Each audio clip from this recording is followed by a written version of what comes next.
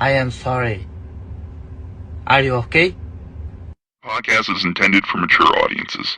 The views and opinions expressed are those of the panelists and do not reflect in any way those of the podcast partners, sponsors, or affiliates. I am Enjoy. sorry. Hi, this is Michael Are you Buffer, okay? and you're listening to the voice of the people. Let's get ready for Boxing Voice. Every day I'm hustling, hustling, hustling, hustling, hustling, hustling, hustling, hustling, hustling, hustling, hustling.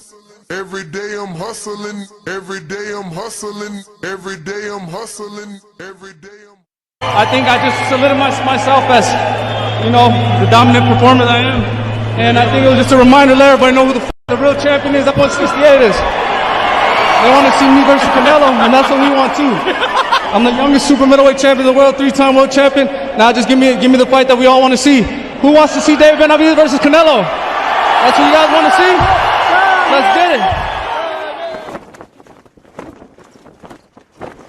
When Benevidez gets cooking, it's like fighting an octopus. El Bandera Roja, David Benavidez. I'm the boogeyman, and I'm coming to get you. Everybody that's in 168, I'm coming for everybody. It doesn't matter what it is. Charlo, Caleb Plant, Canelo, I'm coming for all of them. Canelo, a hell of a fighter. But it's my personal opinion, he's ducking Benevidez. I think everybody wants to see me against Canelo, right? David Benevidez. Yo, he used to be. This brother right here. I'd like to see Canelo against somebody like that. I definitely like punishing and hurting individuals. That's what I love to do. And now Benevidez unloading. I got a lot of power too, and I throw punches and bunches, and I don't get tired. The jab leads with the right, and there's that hand speed. I'm ready to fight whoever, whenever. I can beat Canelo tomorrow, and I can beat Charlo tomorrow too. The big Charlo want to get it too?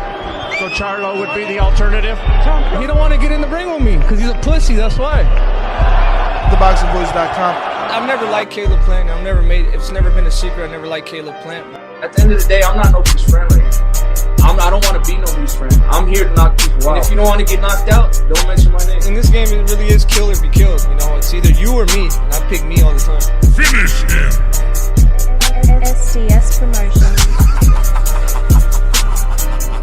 I'm the boogeyman, and I'm coming to get you. What up, what up, what up, what up? Good morning, TBV. It's officially Wednesday, hump day. We are midway through the week and 3 days away from the big fight this weekend. Callum Ben taking on Chris Eubank Jr.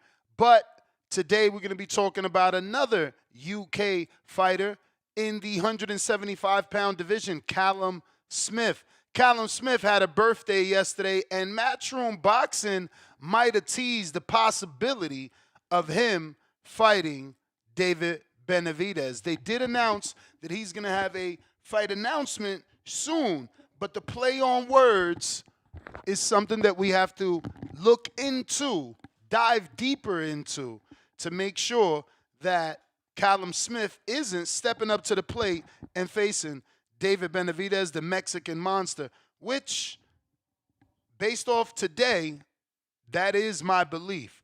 I think based off what Matchroom posted, we potentially have a agreed upon fight between David Benavidez and Callum Smith. We know that the two parties were in talks. But now, it is being teased that Callum Smith could be potentially facing David Benavidez. Then, over on Boxing Scene, they put out a nice topic on their Instagram, and I thought that was something that we should talk about here as a second part to the show, and that is none other than who is the best fight on the July 12th card that was announced. And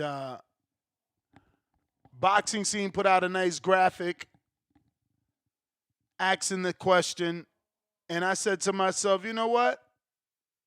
That's a decent half topic there. Which is the better fight on that big fight card with so many different fighters on it? Is it the main event in Edgar Berlanga? Or is it the co-main event, Shakur Stevenson versus William Zepeda? Or could it be when boxing finally got it right and gave us a rivalry that dates back probably to the beginning of the Caribbean, specifically in baseball, the classic Dominicano contra el Puertorriqueño? Alberto Puello taking on Sabril Matisse in a left field matchup that we didn't even know we wanted until they announced it.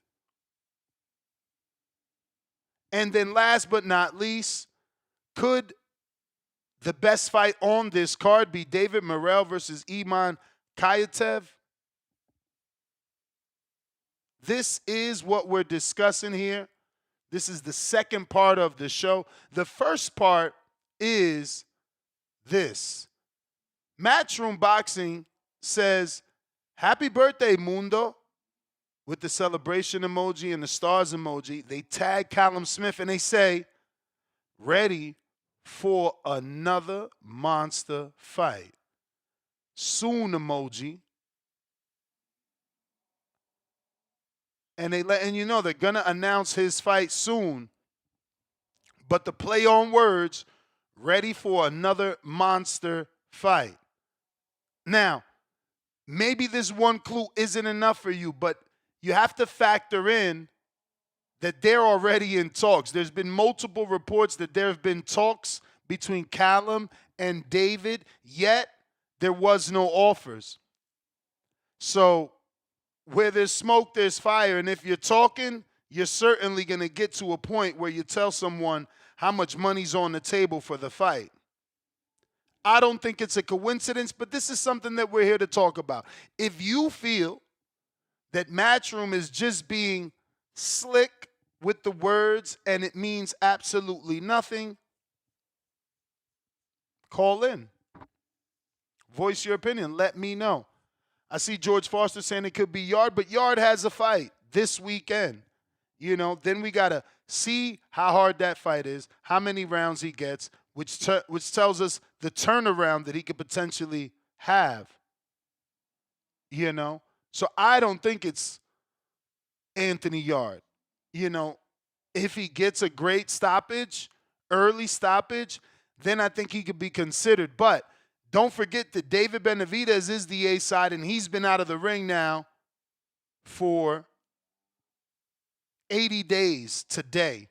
80 days today. That's 2 months and 20 days. So, 10 more days he's been out the ring, 3 months, which means training camp is another 2 months.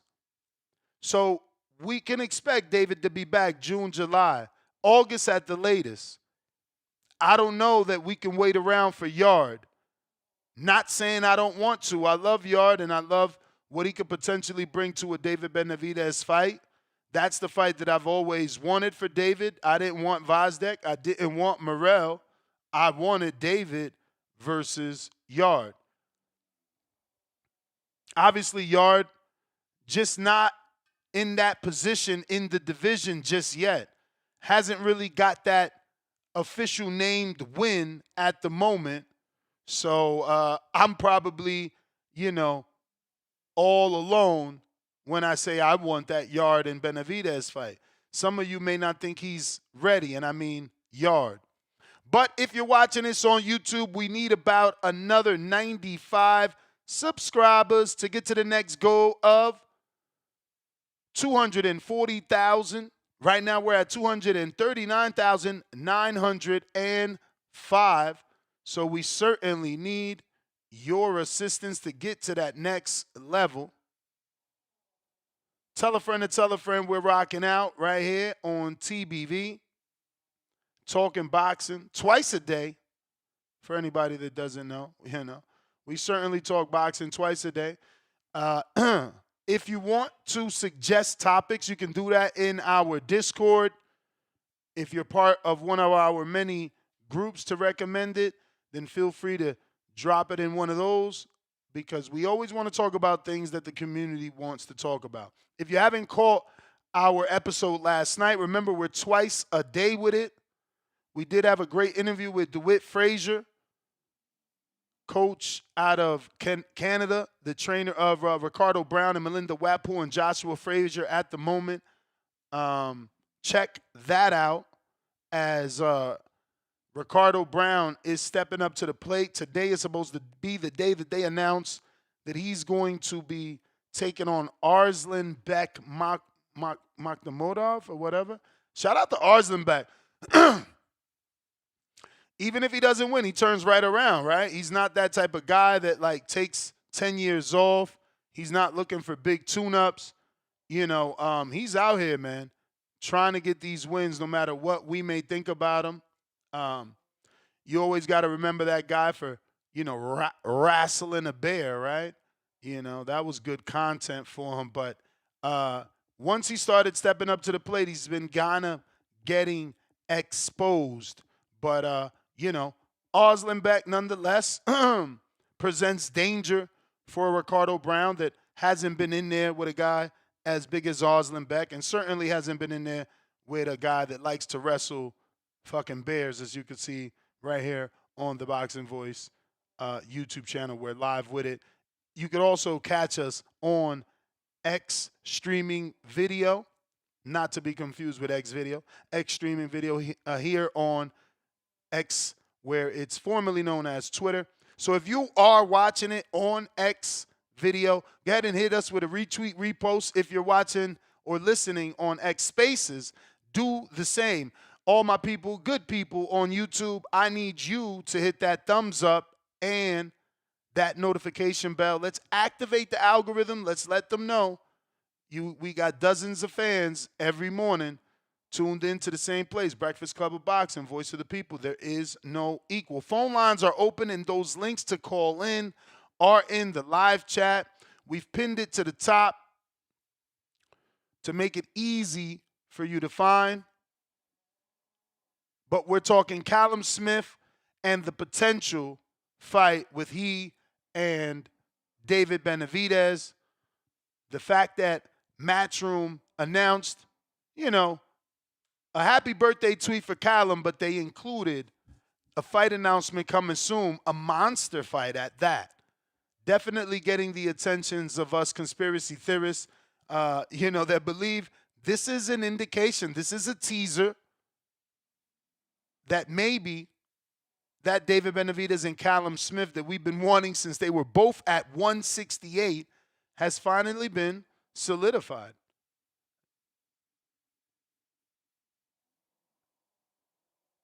So who knows? We got Chad out of Canada with the first super chat of the day. Member for 17 months on that prospect level.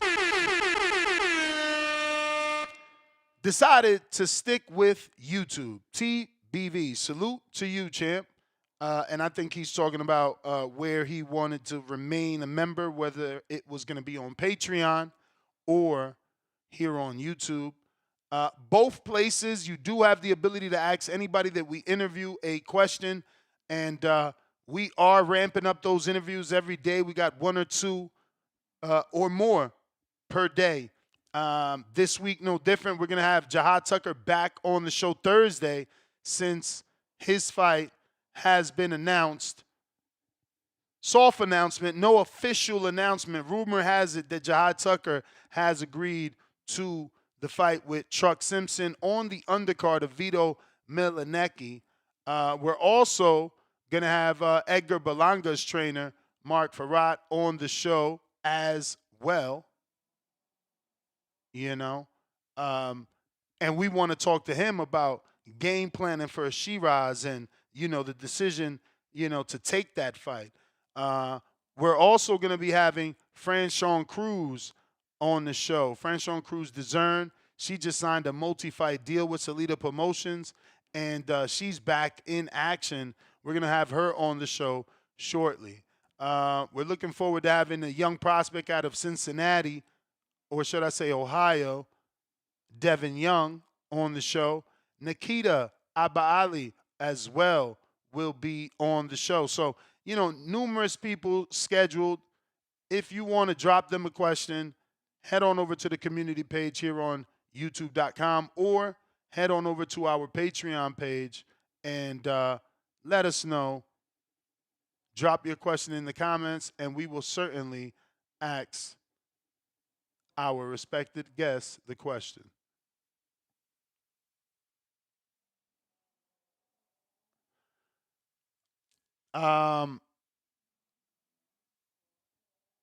Shout out to Arslan Beck, man. I do value a guy that isn't afraid to keep fighting, the top and trying to scratch his way to the top, even with setbacks, man. So, pretty dope. So I did get Vlad Elisev to respond to me. He was the manager of Alexander Solomonikov. He doesn't speak English, though. Solomonikov does not speak English, so we can't get Alexander in the Matrix on the show. I did ask, can they get us a translator? But not looking like it's going to be, one for the home team. Definitely want to get him on the show, man. He fought his heart out. He looked good. He impressed. And he deserves, that exposure. Judges certainly got it wrong. Gabriela Fondora, I reached out, man. Have not heard back. She did see my message, so we'll see if we can get her on the show as well.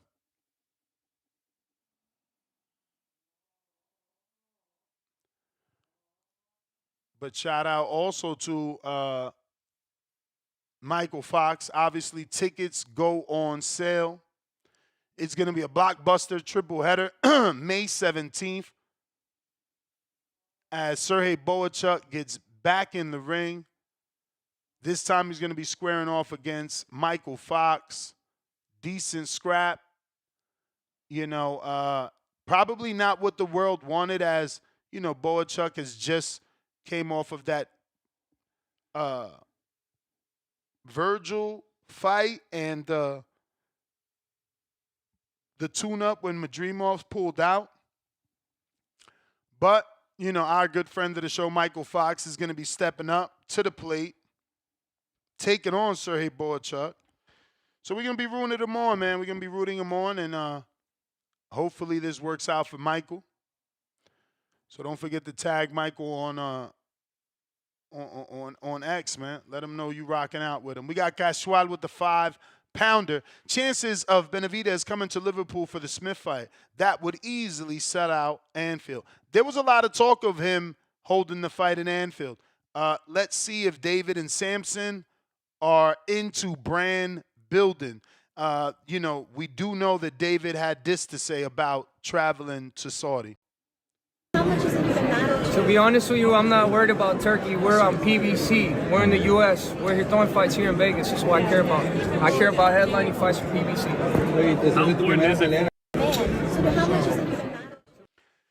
He cares about headlining fights for PBC right here in Vegas. I don't know if he's going to be willing to go to Anfield, but I think there's a possibility.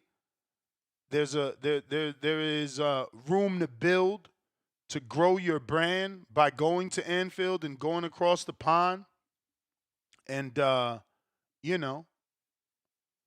testing yourself in a new market.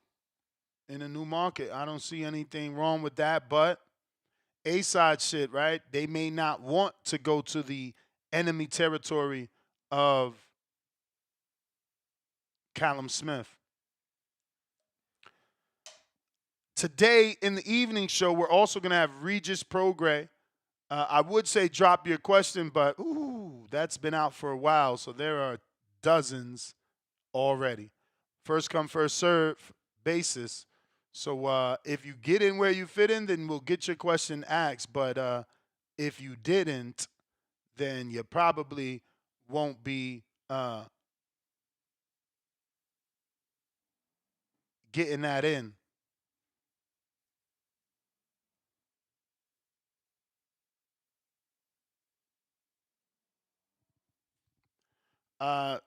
We're also going to have Johnny from the Hangout Spot. His cousin is going to be on the show. Let me see. Where do I have that info? His cousin's name. We're also going to have Troy Nash on the show, too, and Olivia Curry, Jose Benevidez. I mean, we got some people scheduled for sure. But Peter Latorre, unless you don't pronounce the E, I don't know. But Peter Latorre, he's going to be on the show tomorrow. I mean, this evening as well, 8 o'clock, up-and-coming prospect. Obviously, friend of the show. This is Johnny from the Hangout Spots, little cousin. So definitely check that out. Phone lines are open if you want to call in and talk some boxing. We're talking the possibility of David Benevidez taking on Callum Smith, as Callum Smith and Matchroom Boxing might have put out a little tease there.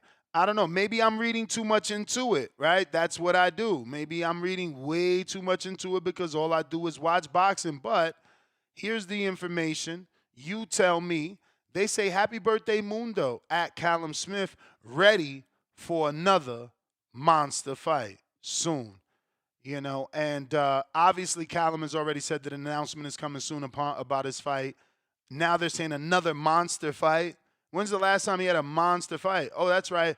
Artur Beterbiev, who was considered a monster. Who else is considered a monster? He's been in talks. There's been rumors. None other than David Benavidez. I think the writing's on the wall for sure. The writing's on the wall for sure. But phone lines are open if you want to call in and voice your opinion on today's subject. We're going out to Chad in Canada. What up?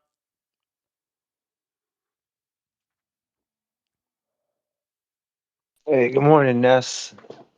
Just thought I'd call and get things moving here. I mean, Callum Smith versus Benavidez, it makes sense on every imaginable level, man. Like, it's a fight I think that needs to happen, especially now that Benavidez is a title holder. Why wait for Beterbiev? Like, time to get to work. And as far as like at 175, a fight for like absolute violence, I think Smith and Benavidez is it. I think it'd be a great fight. And honestly, if Benavidez fights the way he did against Fosdick, I'm not sure if Smith can endure, man. I really want to see it now that I think about it. And but yeah, I would love to see Benavidez go to the UK and stamp his passport. I mean, I don't know. He seemed that interview, that clip you showed, he kind of seems like he definitely doesn't want to. I don't know. Why do you think that is, Ness? Like, why? I feel like it's such a great opportunity on all levels. Like, to go to the UK, the money's there, the fans are there, and I'm sure the UK fans would love to watch Benavidez fight. Like, why are they? Is it just more money to be made staying in the US?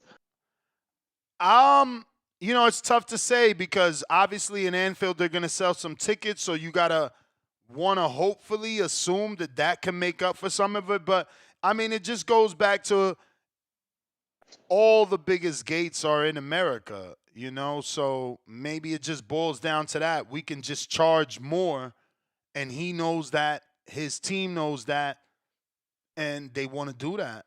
You know, they want to charge. Fair enough.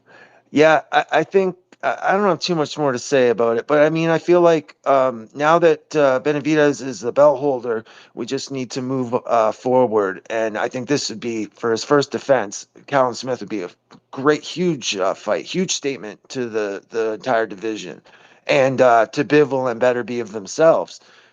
If he was to beat Smith, especially in a convincing fashion. Other than that, I don't have too much else to say. Ness, Hunter Lee Remember, I messaged you about Hunter Lee. Yeah. So he asked me to reach out to his management at Kronk. So I don't know if you want to take the run with that or you want me to continue and reach out to him, but to those guys. But I mean, If he I just sent you think the that info, sure, it's not a big deal if you already have the info. I do, yeah. He sent me the management link. I'll send it to you. I think he'd be a great guest, man. I really do. He's an interesting guy at an interesting point in his career. And if he breaks out, as a prospect, I think you would have the jump off, And I mean, it's Kronk, man. Everyone recognizes Kronk, for boxing. So, okay, man, I'll send that to you, Ness. Thanks, brother. Thank you, bro. Thank you.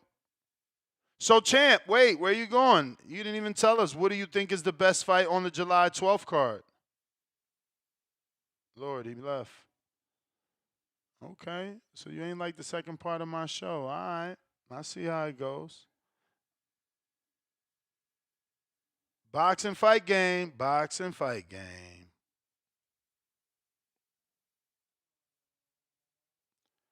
Boxing fight game. Boxing fight game. You got to unmute, or you might need to jump out and jump back in, my brother. Okay. Joe Pilot de lo mío. Yo, you hear me? We hear you. Bendiciones, mi rey. You already know this is a good scrap. We need that, bro. We need that because both them guys, both around the same age. Callum Smith, a former champ, and he's coming off a great win off Buatsi. Which man, he laid them paws on Buatsi. Yo, I hope Buatsi's all right, bro. But that motherfucker's chin is different, bro. I ain't never, bro. I don't even remember the last time I seen somebody get hit so flush on the chin and just not go down, bro. I don't know what the hell that man's man, I tell you, you're born for things because you can't help your chin to get that good. There's nothing you can do. You can chew all the gum you want, you can do whatever, but he's blessed. But to the topic, that's a good scrap. They're both the same size. David will get a lot of credit for beating Callum Smith. He's coming off a good win. He's a big guy. He's been in there with Better Beef. And this is good. David needs that fight, bro. They need to do that fight. Work with Eddie because Eddie's out the whip. Eddie's out the whip with Turkey. So Eddie's scrambling right now. I don't know about out the whip. Yesterday we played a clip where Eddie showed that he still has a fight left with Shakur, and it will be the Cepeda fight, and he will be promoting it. He said he went to Turkey and said, hey, don't we got an agreement? Isn't it on paper? And Turkey told him, yeah. So he ain't out the whip. That was misinformation. Bro, it looked like Turkey's almost, it looked like Turkey's about to cut him out and start working with the plug directly, bro. That's how he's kind of looking like. He's starting, I think Turkey, the man's ego's out of control. I don't think he thinks he needs Eddie. I think he's already seen how it works. He has his people around him. I wouldn't be surprised if some fallout in 3 to 6 months. But to the second topic, Berlanga and Shiraz is the fight, bro. Berlanga's coming off the Canelo fight last September. He's coming off the Mantequilla, destruction. So he this is a big fight for Berlanga. And for Shiraz too, because Shiraz is looking like a hype job. Because he was knocking out Tyler Denny's of the world and knocking out the guy Boo Boo went 12 with Williams. I forgot his last name. Liam who knows? Him and it's crazy. Yeah, Ammo Williams was never technically skilled, and Ammo had disadvantages. He was a smaller guy, and as well, I don't think Ammo had an amateur experience as skilled as Shiraz, because Ammo, from what I see, his amateur experience wasn't that crazy. But Carlos Adames, look at what he did with Shiraz. If Carlos Adames' gas tank was a little bit better, I think he could have finished him off. But it's just that movement is difficult to keep up. You have to be born with a Floyd Mayweather type of endurance to keep that type of movement, or Pernell Whitaker or Shakur or something. But that's a great fight. And Shakur versus Cepeda is a good fight. And especially because Shakur's gonna, talk a little bit. But I just don't know. Shakur and Cepeda is another one. Berlanga and Shiraz, it's a lot of good fights, man. I don't know. But those two are right there neck to neck. I think Berlanga a little bit more because I think his profile is a little bit bigger than not bigger. Matter of fact, no, Shakur's profile is bigger because he did 10K in Jersey. And Berlanga's only done that type of number with Canelo. So Shakur is a bigger deal than Berlanga right now. But if Berlanga can pull up a knockout, if he can knock this guy out and he falls and he falls like a deer in headlights, how he's built. Bro, Berlanga, we back, baby. We back. We back. We back. What the haters gonna say? What the haters gonna say? We back, baby. Man, they seen the AP. They seen, bro, my man Berlanga's getting crazy. My man just bought an auto shop. Bro, bro, he's motivating me to do better, bro. I'm not even hating on this man. I'm like, F it. If my man can, no, that's why I F with Berlanga, bro. Cause if he can do all that coming from where he come from, bro, I don't got an excuse, bro. Maybe I can't do it to that level, but he motivate me. That's why I mess with Edgar, bro. So that's why I rock with him, and he's from around here. You know, we come from like similar stories and stuff. That's why we rock. You know, I rock with him, bro. So we rocking with Edgar. Yeah, man. I'm Dominican, but man, up here is different, man. Belanga's rocking with the guys. We rocking with him. Salute to my boy Johnny, man. The hangout spot. You already know. But I'm out, man. That's my 3 minutes. Berlanga, Shiraz, Shakur, and Cepeda. Those are the fights I'm really into. And Callum and David. David needs this fight. Bro, David better give whatever Callum's asking for. Give him the size of the ring, the gloves, give him everything, because he needs that name. And I'm out, bro. And you already know. Have a great day. All right. If you're a Patreon, don't forget to head on over to our Patreon page or our community page right here on YouTube if you're a YouTube member. We're going to be having a newly signed prospect to Top Rank on the show. He is a young guy from around my original area, not from Newark like Shakur, but he's right from, it's crazy because Amin's not on the show. Amin, if you're listening, you need to jump on. This kid is from Irvington, bro. So shout out to him, man. I know you historians could tell us there's another great fighter that came from Irvington, New Jersey. I don't know his name. But, we got a new fighter that came from Irvington, New Jersey. He's got a story to tell, and we're going to get him on the show. Muad Nim Abdus Salam. That's his name. Muad Nim is his nickname. Abdul Salam is his last name. He's got a very good story, bro. So we reached out, and we're going to get him on the show. We're also trying to lock that interview that is escaping us with Michaela Mayer. Hopefully now that we got Alicia Baumgartner on this show, that can get things motivated for Mayer. We got boxing trying you again. All right. Looks like you're having some connection issues, my brother. You might need to jump out completely of the space. Can you hear me? I hear you. There you go. Oh, my God. We hear you, boxing. Hello. We hear you. Cali, New Jersey. I said New Jersey. I'm in Indiana, brother. Indiana, my bad. Yo, Nash, you good? You hear me? Yes, sir. I bet real quick. That Callum Smith, David work, we need that work. That's a big scrap for my man. David Benavidez, he need that name, as my man Joe Pilot was saying. He need that name. That's an exciting fight. I would slightly favor David in that fight, only because I think like the pace and the volume that he gonna fight at, you know what I'm saying, it would favor him a little bit, but not a slight. You know what I'm saying? I'll probably play not quite 50-50, but it's very close. Callum Smith is a very good fighter. He's been in the ring with a lot of good guys. Yeah, man, that's an exciting fight, man. Callum Smith got a great left hook, great jab. He got a good coach and buddy, McGirt. Love that fight, man. And then that's the biggest name at 175 outside of Beeble and Arthur Beterbiev. That's the biggest fight at 175. So, he need that name. Go to Europe, you know what I'm saying, if you got to go over there, or just bring it out in Vegas. But, yeah, bro, we need that scrap, bro. We need that scrap. As far as the most exciting fight on the card, man, I kind of like all them scraps a little bit, bro. I don't even favor one over the other, but I think the Williams Cepeda and a Shakur fight is a very important fight for Shakur because he getting in there with like a real guy, 135, and like I was saying the other day, you know, he got them brittle hands, bro. So he gonna have to show us some shit. Like they keep saying that a Shakur with like 12 on him, 11 won him. Well, man, you gotta we need to see you do something against a real guy. You know, like a world class guy. We would need to see it. You know what I'm saying? Like I just want to see it, bro. I don't want to hear nothing about the skill no more. I just want to see it, bro. So that's probably number one. I think that Sabril and Puello is not as close of a fight as everybody thinks. Like I think Puello is like kind of. I think Puello got the skill set to kind of neutralize what Sabril trying to do.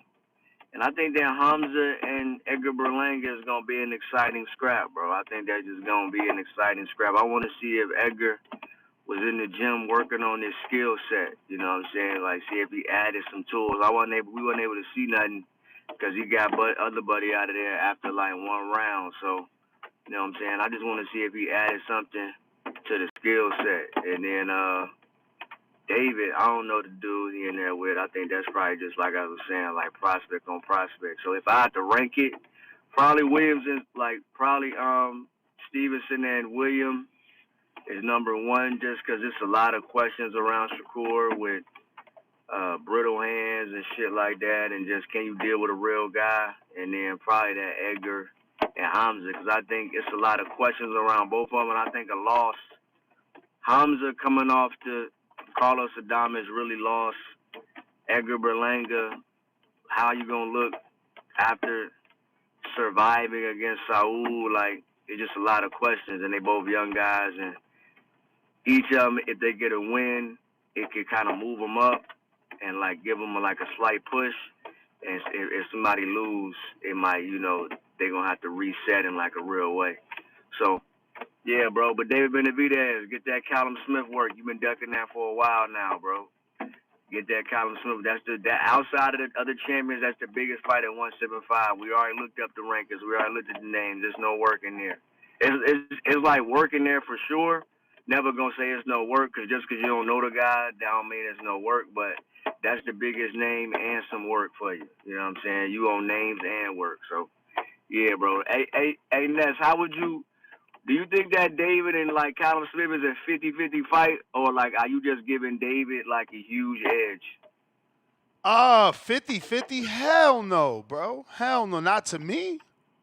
Not to me. I mean, What'd you say, 70, bro, 70, Canelo made him shell up. And I ain't gonna front. He did do better in the Arthur fight. Like, he was kind of, like, not afraid to throw that left hook. He was throwing it. But... nah, man. I'm not expecting nothing but a David win. I mean, if Callum beats him, he gonna shock me. You ain't like how he looked in that who he just fought last. Buatsi. You like nothing about that scrap made you but Buatsi's not. He's not David. Like Styles makes fights. He looked good in the Buatsi fight, but that Styles make fights. What you gonna do versus David? I think that David fight gonna be more like the Benavidez fight, which is still won't be like that because obviously David throws more punches than Benavidez. Okay, I see what you're saying. I slightly disagree, but that's a valid point though. But that's my call, champ. I bet you he be on that back foot, man. I bet you he be trying to box versus David. Guarantee. I bet you David on that front foot. You know, he gonna occasionally throw his money shot. His money shot is the left hook. But he going to be scared to throw it just like the Benavidez fight. He eventually warmed up and started letting it go on Benavidez. But please, man, he was shelled up. If you shelling up versus a 40-year-old, you going to shell up versus a fucking cruiserweight who throw more punches than that 40-year-old for sure. And I get it. Oh, David moved up. He ain't getting no stoppages. Them punches still hurt. Them punches still hurt. So, I don't know. I'm literally watching the replay with him and Beterbiev. And again, different style. Beterbiev's giving him time to throw. Benavidez, man, he on your ass, bruh. He throwing punches all day. This is going to be a different fight, but hey, That's why we talking about it, because this is a fight we were supposed to get at 68. This is a good scrap. And look, you got guys like, Khaled that think it's 50-50. I don't see 50-50. I don't see 50-50. But hey, it is what it is. Phone lines are open for anybody that wants to call in and voice their opinion. We're talking Callum Smith versus David Benevidez. Matchroom teases the possibility. We're also discussing what is the best fight on the July 12th card. What is the best fight on the July 12th card? Credit, obviously, Boxing Scene for the suggestion. I thought this was potentially an article. I couldn't find it on their website. I only found this on their social media. But still, a very thought-provoking topic. What is the best fight on July 12th? Is it Edgar taking on the young, undefeated Hamza Shiraz?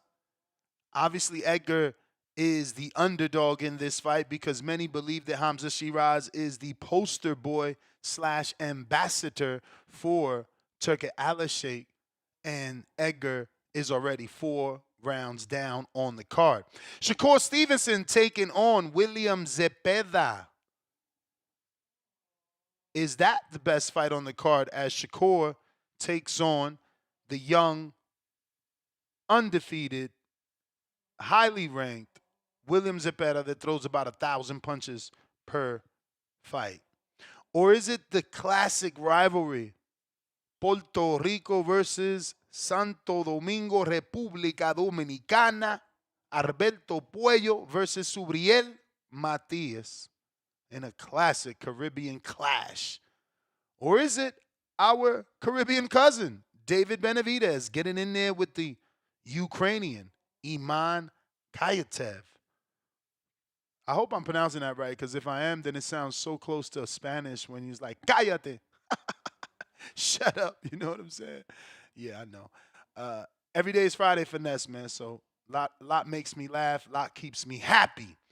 Like my audience, shout out to you. You can make me happy if you want to hit that thumbs up. Absolutely free. Absolutely free. We're trying to get some visibility. We're trying to continue to bring you these, big interviews. But the interviews could only get bigger if I had more subscribers, because these fighters, they just love numbers, man. If they could see 1 million subscribers on my channel, believe you me, we would get all the interviews you want to see. We're going out to my man, Mikhail B.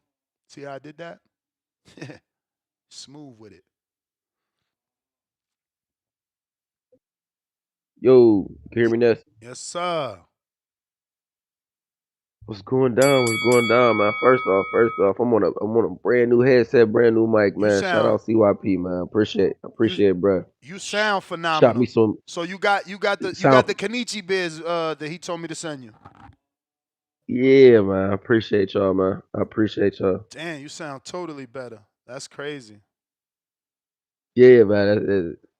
Hey, the thing is, man, with this boxing thing, man, especially in the beginning of this stuff, man, people don't realize it. It's hard. We don't get paid for real.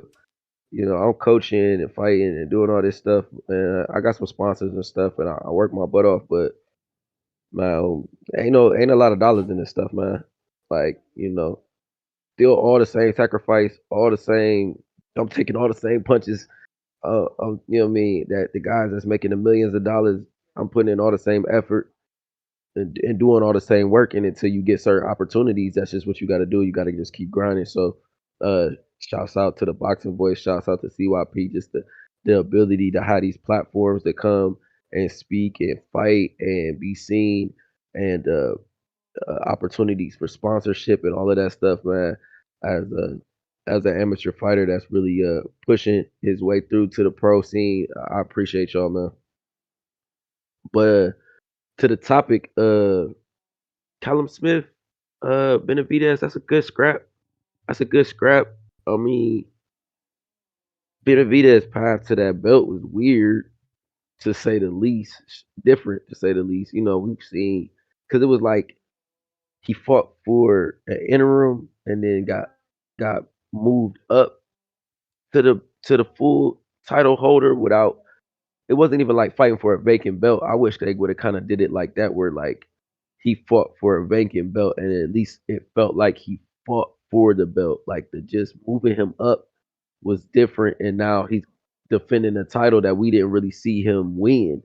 So until he faces another champion, it's gonna be an interesting road. I think Callum Smith will help him get to that level.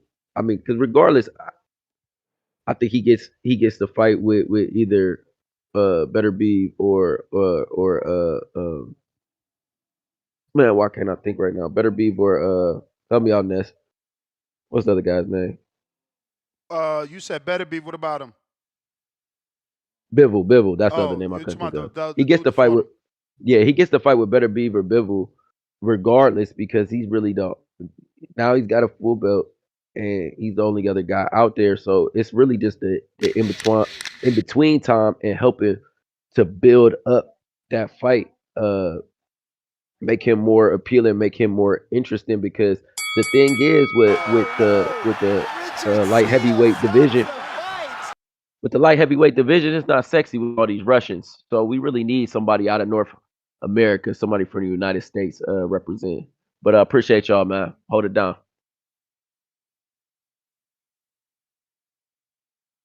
All right, all right.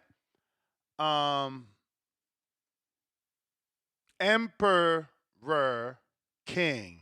Emperor King. I need you to reach out to me. I might have a little scrap for you, champ. We got ourselves a 140 pounder, 39 years old, 0 bouts, and he's from Watertown, Wisconsin, Emperor King, for the comeback, baby. I'm trying to get some footage for you, but he's already signed up to the Conquer app, so he's ready to rock and roll. Try and see, could you get anything on him, and I'm going to do the same on my end. Once again, if you're an amateur fighter or you have ambitions to have an amateur fight, you can get your USA Boxing book and participate in the Boxing Voices podcast. USA Boxing sanctioned amateur boxing event Saturday, August 2nd. Tap in with me on Instagram at The Boxing Voice. That's THABOXINGVOICE for more information if you want to get in the ring and swing. We are taking callers. We're talking Matchroom, teasing the possibility of David versus Callum. Also, we're talking what's the best fight on that July 12th Supercard. Out in the Bay, what do you say?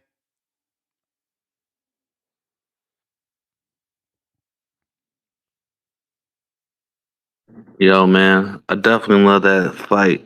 If it solidified the Callum Smith and the um, David Benavidez fight, I think this would be a good scrap to see where he's at. Um, he'll grab another interim, and yeah, he'll lock himself in position where he's the only guy that for whoever wins the trilogy, he's the only guy that's in the way. There is no other guy. You feel me? There is no going around him. It's only going through him. Um, if he beats Callum Smith. And the same thing go to Callum Smith. If Callum Smith beat David Benavidez, because I think that's a possible option as well. You know, I give Callum Smith a 30% chance of beating David Benavidez. That's probably more percentage than anybody else probably giving him. Yeah, he'd be the only guy, in the way. And so this is pretty much for all the marbles. Who's going to be the next guy to get that shot? Unless the winner retires and vacates the belts, you still the next guy in line for all those belts, because obviously you got most of the hardware. So I like it. I think that's a good UK fight, more than a US fight. I know a lot of calls gonna get mad at me because they be like, "Why don't you bring it to the U.S.?" But that type of fight for Callum Smith, he's not a huge name out here in the United States, but he's a bigger name out there. So take David Benevidez out there. You make a bigger fight, get a bigger purse, um, make more money. That's the best way I see it. I think you'll make less money coming out this way. Um, and Shakur and Williams Zepeda would be the better fight. It's the it's not just the green print, the Mexican versus the kinfolk. It's also the puncher versus the boxer, the defensive boxer. So um, Shakur can't run around the ring fast enough. And let's see if Williams Zepeda really throw all them punches because we understand that Shakur can punch too. You know, if he learn how to sit down on his punches more. We seen him sit down on his punches and he got the dude out of there. Uh, so that's my call. All right. No, vamos a darle mañana, vamos a darle mañana. Ponme la hora para mañana. Okay, so Carlos Adama said today. Damn, we're gonna have a stack. Well, we need to try and get him on this morning, B. So we don't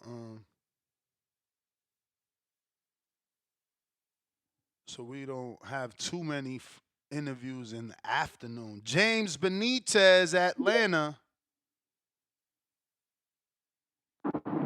Yo, what's up, Ness? Good morning. What up with you? What's up, man? You said Carlos Adamas, he come on the show? Yeah, he sent me that message yesterday, so I gotta see what time today he's available. He said he's available today. Gotcha. That's good shit. You know, especially he been talking shit about a lot of fighters online and everything. So I like his energy. But with this right here going on, that'll be a good fight, man. Callum Smith and David Benavidez. You know, like they'll do big numbers over there in the UK. Like the previous caller just said, I don't know how it would do over here. I mean, like that shit would not fill up any rooms in Phoenix, Arizona. They'll probably do David's best outing out there was like what 9,000 or some shit like that or whatever. They'll probably hit that same number. You know, so that fight got to go over to the UK, but it'll actually help Davis' global profile though. So it's actually a fight that he does need. Even though I would prefer a name like Anthony Yard instead, but it makes sense. But so if he was to fight him, so David's full title and interim title will be on the line for Callum's interim title. So he's still collecting interims. That's what you're telling me?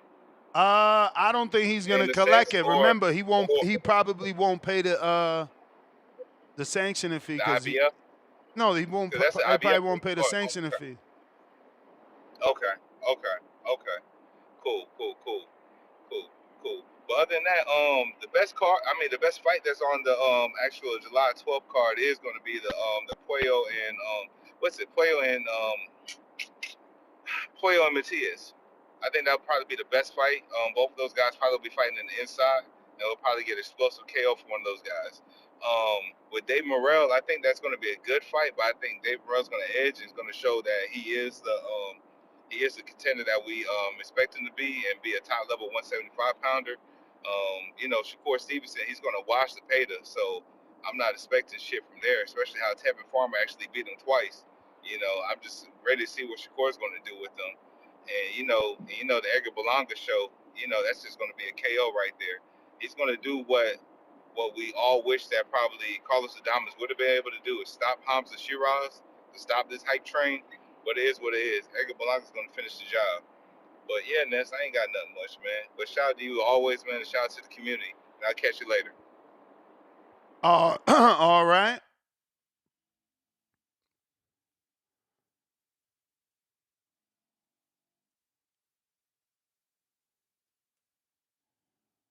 All right, appreciate it. I'm trying to make sure these translators are available before I even bother this man. Pat, what up? Mic check, uno, dos. Sounding clear, Pat. Sounding clear. What's up, my man Ness? How you doing? You good? Oh yeah, man. Another day, another podcast. Just grinding. Shout out to the community. Shout out to TBV, best podcast. Yeah, man.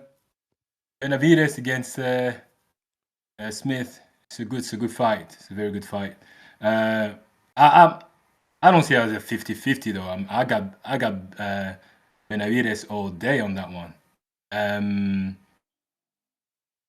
I think it's good for Benavidez as far as the name as well, because it's common opponent with Canelo, isn't it? Yep. Yeah. And Canelo stopped Common Smith. opponent with Canelo, common opponent with Benevidez, Great selection. Yeah. Definitely. So yeah, it's definitely a good name to put in the resume, his portfolio. So yeah, I got Benavidez all day on that one. Is it not to be honest, personally, we had a caller that suggested, what was it? Khaled in Indiana suggested it could potentially be a 50-50 fight. Do you look at it that way? Because I don't. I think like 50, you. I think like you. 50-50. No way. Exactly. No way. No way. 50-50. No. I got Benavidez all day on that one. Easy. Not easy, but like, I mean, I'll tell you what. I would say even Morel. I will have Morel beating Smith. So no, Benavidez, he'll punch like he's gonna throw so many punches like Smith's gonna get tired of those punches, man. I mean, no chance. But it's a good scrap though. It's a good name for Benavidez. I like it in the UK personally because I live in the UK, so I like it. It will be earlier. I won't have to wake up at 3:00 in the morning to watch the fight. So that's personal. That's personal opinion. But to be honest, if he get beat like that in the UK, Smith, that's not good for him either. But that would be a good purse. Best fight 12th of July for me, personally, is a Puello against Gabriel. I think it's a really 50-50 because it's difficult to close the distance with Puello. I saw the way he fought one of the brothers. What's his name? Gary Antoine Russell. Russell had trouble to close the distance with him, so I'd like to see how Subriel is going to do that. The second one for me is Berlanga against is it Shiraz? Yeah. This one because Berlanga's footwork they are underrated. He's got good footwork. It's just because to knock out people, you have to be able to close the distance properly. So you have to have a good footwork for that. Yeah, he doesn't turn around like a boxer and stuff like that, but he's got good footwork for me. So I'd like to see how he's going to manage to close the distance with Shiraz because Shiraz is difficult to close the distance with him. So I like that fight too. But yeah, he's got to win by like convincingly. Otherwise, as you know, Shiraz being a Turkey Alish Sheikh man. So yeah, it's he's got to beat him convincingly because Adames they played that game with Adames. So yeah, Shakur Stevens. The third one is Shakur. No, actually, the third one that I feel like it's a mystery for me is the one with Morel. Morel is really? that you think that's mystery? Because that's only because you think he lost something in the David fight then. No, because I don't know really that guy, how good that guy is. He's got only 10 fights and 9 knockouts. You didn't watch his last fight? 90% knockout. Yeah, but didn't you watch his last fight? No, I didn't watch his last fight. Yeah, he's on that. He was on that undercard of the George Kambosos fight, man. He's okay, but maybe Palacio has a good chin. Palacio I think was Argentine. We never really seen an Argentinian fucking cruiserweight. He was good and he can take some punches. Yeah, but and that's what I mean. Like it just says to me that Morel is too athletic, and I think he wins. I think he wins without a doubt. Because like Morel's his power is still not proven in 175, is it? Nah, I think it is. I mean, he certainly hurt David, and David admitted it, right? So, it's also visible. So, yeah, the power's real. So you tell me the other guy's got a good chin as well. Well, Palacio had a good chin because Iman is supposed to be the new better beef. He's supposed to have the 100% knockout ratio. Palacio showed that maybe Iman's power is not real. He didn't get the stoppage over Palacio, who's a guy we never even heard of. He was just, he was decent, though. Palacio was decent. I want to see that motherfucker back. So you see, you're making my point a little bit. I'm still, we're still kind of not sure about. Yeah, I'm leaning toward Morel, but I'm still, I'm not convinced that he's gonna win that fight. Do you know what I'm saying? Like, I don't see how it can play out yet. So, the one that can see how playing out is Shakur against Zepeda. Shakur is gonna be like, kind of like watching him at the beginning, couple 2 or 3 rounds, and then once he's timed it, he's gonna time him. And then once he times him, that'll be just like counter punching. I don't see Shakur losing on that one, especially if Zepeda just gonna come forward. They usually come like, what I'm saying, like coming forward, aggressive like this. I don't see Shakur losing that fight. So, but yeah, man. But I'm really looking forward to the Puello against the Subriel Matias, because I think I have to admit, I've underrated Puello before. But then I watched again his last 2 fights. Sandor Martin, the Spanish guy. Yeah. He's underrated as well, He's not a bad fighter, this guy. Nah, he did really good in the Puello fight. But look, that's the bell. I got some other callers. But yeah, I said that, man. He did very good in that Puello fight. Like if I was a bigger Puello fan, I'd probably go back and watch that fight. Like I said, many times on this show, me and Tone was having a live fight party. We was in the studio with, 60-something people. So maybe less, maybe 40 to 50, I don't know. But it's hard to stay focused on a television screen when you're being a host, But I say all that to say, out the corner of my eye, I kept asking people in the audience, like, yo, is Puello losing this fight? So, certainly Sandor did some good things in that fight. I didn't score it round by round, and that's why I would ask people what they had it. But it's probably worth a rewatch. Sandor certainly is underrated. I mean, look at his performance with Tio. And again, I know I seen some special things in that Puello fight that, definitely merit a rewatch. Pistol Parkway Mozzie, $5. Callum Smith is the right fight. Should have been made before Benevidez was named interim. I mean, it should have been made at 68 for unification. Pistol Parkway Mozzie, $10. And Norman versus Sasaki? Why isn't Norman going after Barrios to set up the undisputed bout against Boots? Boots got to be the one to go through Stanionis, Barrios, and Brian Norman Jr. Well, Barrios, I told you this already. I know we have very long shows and things could go, slip through the cracks. But I told you, man, my sources tell me Barrios is going to do everything in his power to beat Caleb Plant in this situation. Al Heyman set up Caleb Plant to make $10 million for Undisputed with Canelo. Now, that's Canelo. Keep in mind, Billy Joe only got 6. And then someone else got 8, then Caleb got 10. And that was for Canelo to Undisputed. That's Canelo. But they're going to do the same thing. Barrios will be the last one. Okay? I know Brian Norman's team, and I ain't talking about senior. I'm talking about the real team, top rank and the team. I know they reached out to Barrios. They ain't interested.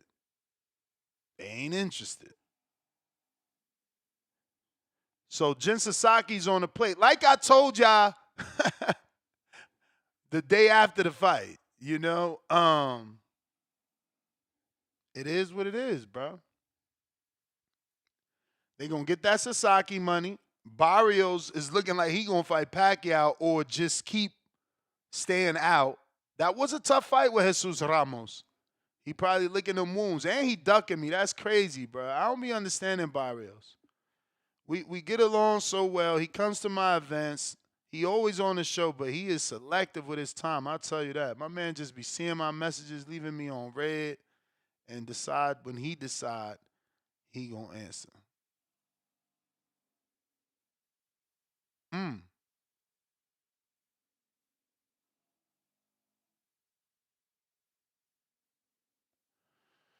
Okay, MVP always putting out stats. They just put out a stat that MVP saw over 18 million in total gate revenue, becoming the highest gate of any U.S. combat sports event outside Las Vegas history. That was the old stat for the Tyson Paul gate. They also renewed their deal with event tickets as MVP's official secondary ticketing and marketplace for reseller partner. Yeah, man. They put out some financials here proving that they're doing what they're doing. So, yeah, it looks like they had over 72,300 fans for that fight. Jake is in love with that fight. I don't know if y'all seen. Let me see, can I find this? That was hilarious, bro. The marketing strategy of MVP Promotions is to troll the hardcore and the old media and to abuse their gullible fans. Look at this. I mean, this is genius. This is genius. Like, Paul American. My man put Logan and Jake are truly the American dream. Congrats to Logan Paul on the big win. And obviously, Logan was on WrestleMania and had 63,227 in attendance. But they couldn't just say, shout out to Paul, Logan Paul, without reminding you that, hey, Jake's fight with Mike Tyson, that did 300 in attendance. As compared to the super franchise that is WrestleMania that has been existing for the last 40 to fucking 50 years. You know what I mean? So they get their audience to truly think, even though it's like wishy-washy stats. You know what I'm saying? But they're still factual stats, right? Like, they still did more than Wrestle fucking Mania. Shout out to Most Valuable Promotions. Alan, what up? Yo, what up, man? You hear me? I hear you. What's going on, man? Yeah, I was just listening to the topic, man. But yeah, man, they all good cards, man. This July 12th fight kind of remind me of the old Hard Knock Life tour, man. You got a lot of big hitters on this card, and whether DMX or Jay-Z go first, you know it's gonna be a good show. You know, you got Red and Method and Superreal and Quayo. That should be a good scrap, man. I'm still a little salty at the ref. For that fight he had where he was letting what was the old boy name from Australia? I can't think of his name. But he was just holding, pushing, headbutting the whole fight, man. And he really never thoroughly checked. And yeah, man, just shitty refs kind of annoy me, man. I saw a kid get robbed this weekend because he got headbutted, clear headbutt, and the ref ruled it a knockdown. And that was the reason he lost the fight. And you go back and watch the film, you send it to the commission, and they still like, we're not going to overrule it. So, yeah, I just got a thing for, shitty refs in boxing. Man. Same thing with Lamont Roach. But Berlanga, and Shiraz, that should be a good scrap. I'm going to go with the American. You know, they just put a little more pop. I just feel like they just dig a little deeper in those later rounds. And, yeah, so that's what I'm going to go with on that one. But no, man, as far as David outside of, Bivol and Better Beef, nothing's a 50-50 fight up there with him. I'm gonna roll with David, man. Dude, just he has that alias for a reason. He comes to fight. Yeah, another North American. He's just the going gets tough. He's gonna dig a little deeper. Yeah, there was this young 135 dude, man. He's from Uzbekistan. He fought this past weekend against Yoshino. And he's like 10-0 right now, but he ended up knocking Yoshino out in the 11th round. Pretty, man. He reminds me of Triple G, man, because he got the knockout as he was getting hit. I'm pretty sure we all saw that clip where Triple G gets clipped with a left hook, but he still follows through and ends up knocking the dude out. And he had one of those knockouts. So his name's Cyril Choi. I think he's going to be a problem at 135 in a couple of years. So, be on the lookout for him. But yeah, man, that's all I got, bro. All right, champ. Appreciate you, Alan, on the check-in. So we are having some progress for the Dames. We may be getting them. I think the next text should be the final verdict, and I'll have a better answer. His post has been out too, so if you're waiting for me to drop a post, it been dropped. You just don't respect TBV and the community page. You know what I'm saying? So if your question is last, it probably won't get asked. It's just that simple. Malcolm, what up?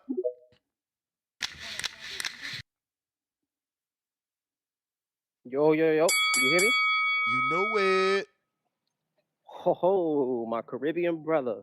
Nah, shout outs to you, man. Shout outs TVV. Yo, it's just you on the panel, right?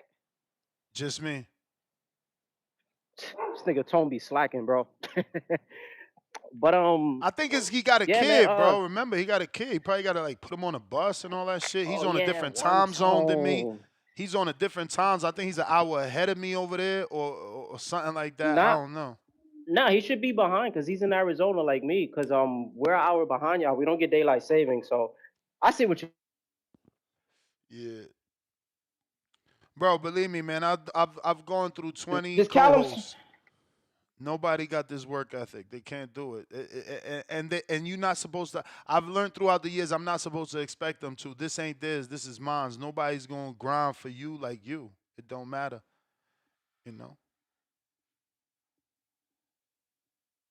Did I lose you? Chilling, bro. So we definitely fuck with it in the we lost you. We lost you, bro. Yo, in terms of this topic. Spotty ass service. What was that? Yeah, you probably can't hear me. I mean, my fault, because I'm probably. But now you're back, but I guess there's a delay. We good now? We good now? Yeah, take it away.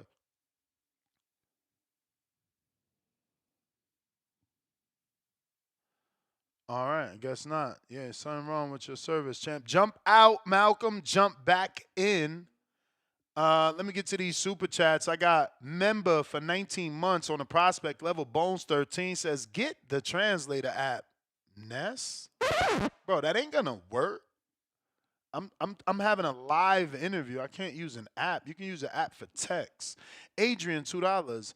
Would Smith be the hardest puncher he's faced? Yup. Is he talking about David? I mean, I would say, yeah, I'm not going to try and struggle to go through David's resume and create someone. I mean, as soon as I read that, honestly, right away, the name that jumped out was Ronald Graville, who is a puncher, but he just don't get no opportunities on that high level. I think he's from Romania, too, which sucks, man. They could use him, they could use him on a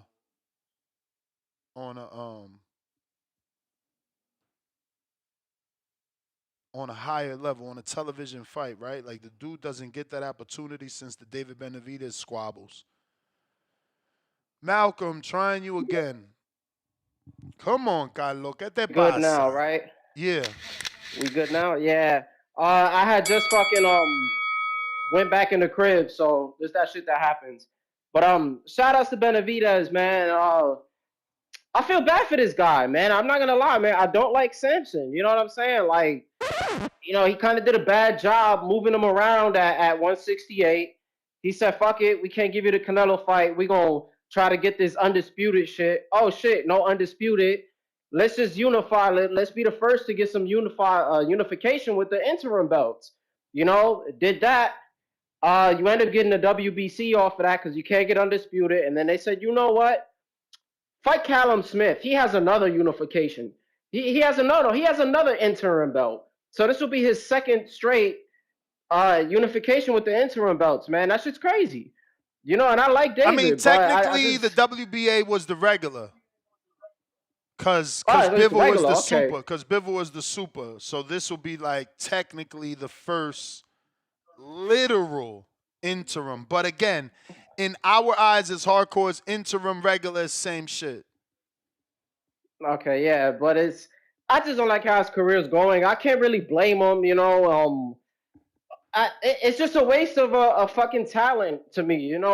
Guys like him and Shakur, they're very talented. You know what I'm saying? And then they're kind of avoided. Shakur's a little more avoided, and I don't like how they're being moved with their management. I don't really like Jay Prince. I don't like Sampson. I think if they just have better management, I'm not good with the managers. You know what I'm saying? They could, they could just do better shit in the boxing world. But with this fight, I think it is the best other option. I want them to fight either Bevo or Better Beef winner. You know what I'm saying? But the Callum Smith shit is good. I think he beats Callum Smith. I can't see Callum Smith giving him too many problems. His power is, I like to say David's power is okay. He's definitely hitting, but it's not really the same as when he was bigger than everybody else when he was at 168. And I want to see how that shit carries when he moves up. But as soon as he moved up in opposition, he hasn't really been stopping motherfuckers or knocking anybody out. So that's kind of something to look for. In terms of the best card, the best fight on that July 12th card, I'm hearing a lot of Berlanga and Shakur, but I think it's Puello and Matias. Just me personally, I don't judge Puello off of the Sandor Martin fight because Sandor Martin is also one of those guys. I personally have Sandor Martin winning that actually. I think I scored it. I had to look at how I scored it. But Sandor Martin is one of those guys that he just gets put in there to lose, and sometimes he's just a tough fight, and he never gets the decisions. On a lesser level, I say the same thing about Clarence Booth. You know what I'm saying? So yeah, I mean, I think that's the best fight. It's kind of a puncher versus a boxer. But damn, shit, that's my time. But yeah, that's it, man. Shout out to the boxing boys. I'm gonna just keep tuning in, us. You the man, champ. You the man.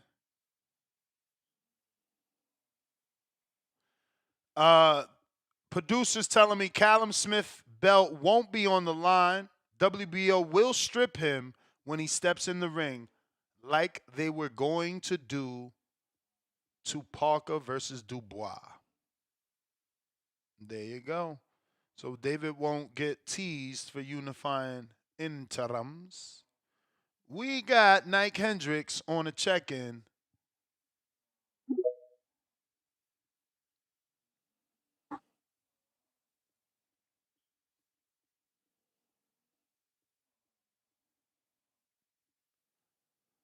Nike Hendricks on the check-in. Gotta unmute. Unmute. Unmute.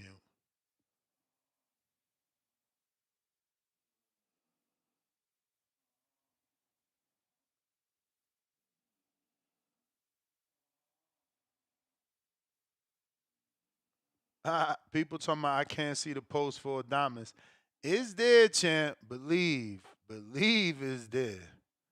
It's buried. I'm gonna have to look for it myself because I need to have that page open in case he's jumps on. It's not too deep though. Let me see. I'm almost there. Nike, is you gonna jump on or we about to go on to the next one? On to the next one. On to the next one. Damn, I forgot all about Leo, man. Angelo Leo. I gotta get Angelo Leo on. Shit. Did we ever get Tiger? Did we ever get? Oh man, I think we forgot about Tiger too. Did we ever get Tiger Johnson? Somebody hit me up. Gotta hit up his coach then. I know we got Richard. Oh, we ain't get Alan Garcia. I forgot. I gotta hit Coach G up too. I forgot about Alan. Emiliano, my man went on vacation on me. Price. We still ain't get Price. Sparrow. Bro. Shout out to Border Wars. Yo, this kid right here. This kid right here was the main event in our Milwaukee fight. The last Milwaukee fight we did. This kid right here, I'm pretty sure is signed to Adrian Clark. I got to double check that. Same management as Brian Norman. And this kid right here, he just debuted in a 6-rounder versus an 8-1 fighter. Oh, yeah. Oh, yeah. Shout out to Border Wars. Price Sparrow. Check him out, okay? Let me help y'all check him out. Let me pull up that box right. Roy Jones had him on his card over the weekend. I don't know how that happened, but yeah.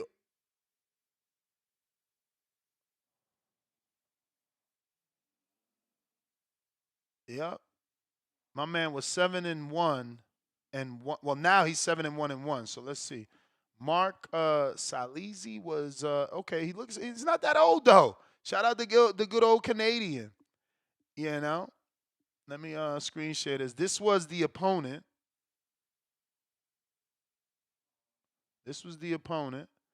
So he was coming off all wins, bro. His first fight was a loss. You know what I'm saying? So say what you want about this opponent. He was coming off all wins. He had one draw, but he was coming off all wins. My boy jumped in there on a debut, man. Shout out to Adrian, really, Adrian Rowan, because he the one got this kid on our fucking card. And this kid, he won in the main event. He turns fucking pro, and he jumps up to a 6-rounder. I mean, that's right underneath that standout amateur. What's his name? The Cuban. Andy Cruz. Andy debuted at 10-rounder with Juan Carlos Burgos, man. Shout out to this kid. My eye is on you, B. We watching. We watching for sure. Cliff, Connecticut, what up?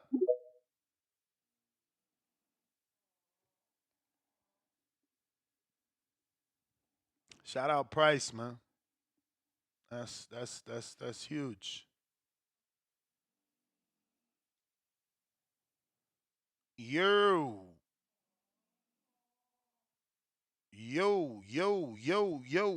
Cliff, you gotta unmute, Cliff. You gotta unmute.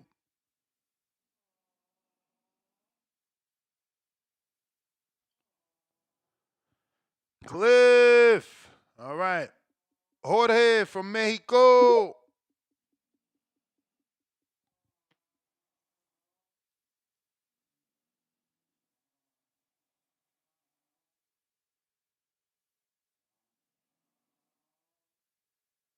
Jorge, Mexico. Yo, ¿qué pasa, amigo? ¿Cómo estás? What up? Hold on, let me mute my TV. All right, got it. Yo, so this is confirmed? Smith Benevidez? Oh, possibly. Yeah, possibly. Okay, I see. Possibly. Don't jump the gun, baby. I think Benevidez got this one. I mean, I'm like I said, I'm not a huge Benevidez fan, but I think Benevidez right now is like on his prime, I guess you can say that. And Smith, when was the last time Smith fought? He been just a while fought. ago, right? No, he just Really? fought. Yeah, I'll pull it up now. But I know we just seen. Oh yeah, Buatsi. I don't even gotta pull it up. He just beat Buatsi on that Riyadh season card. It was the Shakur card in February, and it was for the interim WBO. Yeah, I remember. Well, it's gonna be a good scrap. He's gonna get tested. I think it's gonna be a good scrap. I've heard, I've heard that Benavidez was changing trainers. Is he really? Nah. Is he? No, he's not, right? It's just some of that shit you see on Twitter and stuff. But that's cool, man. I'd like to see Benavidez fight and become a fan. I'm not saying I hate him or anything, but I'm just a little Canelo biased. But I think he's a good fighter, and I just think I need to see a little bit more of him. I think he does need to get the scrap with Berlanga. I think they need to meet up and fucking scrap. I think that'd be a great fight, man. But anyways, that's my fucking call, bro. If you like I said, man, I've sent you my number, but I'll bump it to the top. I don't know how to I don't know how you can dial it. Yeah. Send it back to the top so I can save it to my phone. I'm sorry, I didn't even know you sent it. No, it's okay, but I can. It's a Mexico number, so I don't know how you would. You can use WhatsApp. I have WhatsApp. So I don't mean, know I how, would only be using the number to tell you that I have an interview and I need your translating ability. After that, you could stay on X Spaces and translate because you'll be listening, or you can get the link and I can have you on the panel, off camera, on camera, so that you could translate however you are most comfortable. That's perfect, man. That's perfect. Let me send you my number and I'll send it to you to the Nest page or to the Boxing Voice. Boxing Voice. All right, got it, bro. All right. Anyways, have a good day, man. Have a good fucking day, bro. You too, bro. Shout out to everyone. Keep it 100, homies. All right. Peace.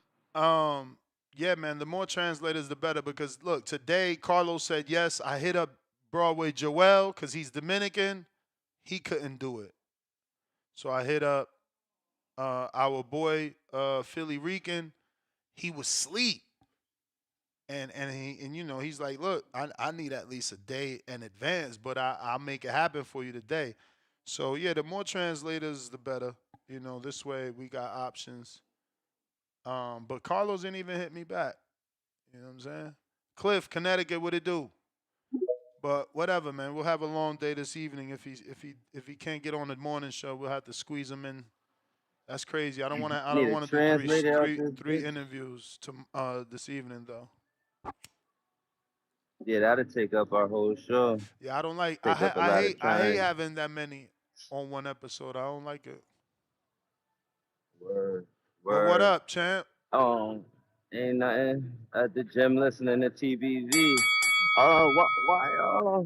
A couple dudes called in today about Morrell's power, like questioning if he really got power, or they saying they seen a drop off as he moved up in competition or in weight.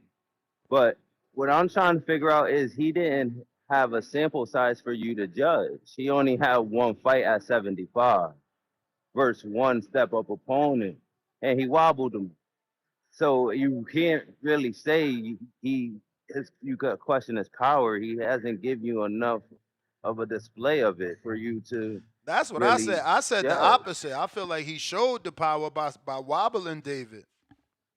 Yeah, if anything, right? You've seen that they still carried.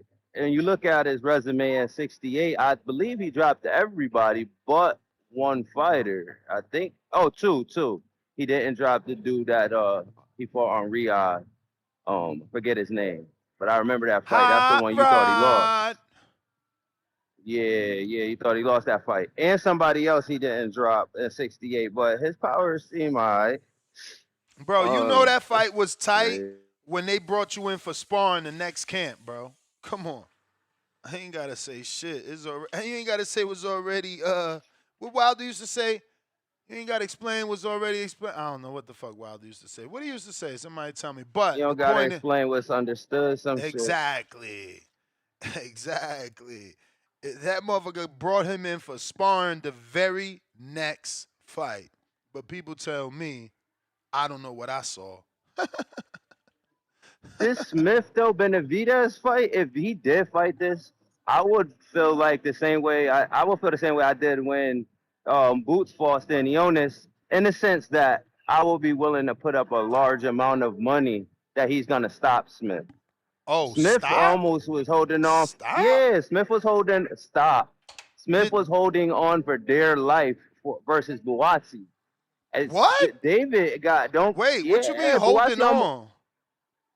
they had a good fight back and forth, but there was moments in the fight where both of them was in danger. They put each other in danger and that fight multiple times, if you could remember.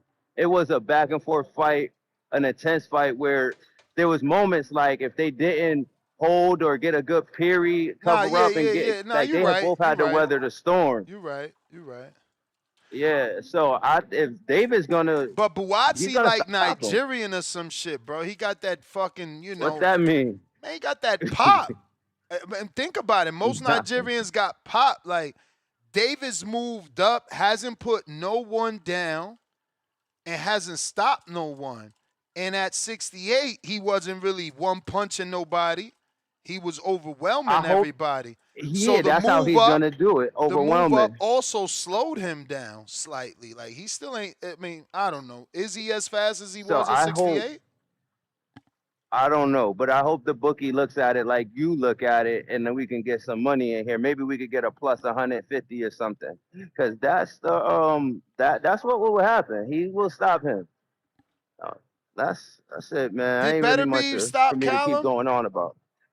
Yeah, remember? What round? Stopped him in like the 6-7. Oh, 6-7. 6-7. 6-7 hump round. Yeah. Didn't Canelo stop him or no? I think Canelo just busted his bicep, right? He ain't stop him. He ain't stop him. I don't know. I'm Well, gonna I got check. I'm David making this stopping him. coffee. I gotta check. I was literally just watching the Beterbiev fight, but I paused it.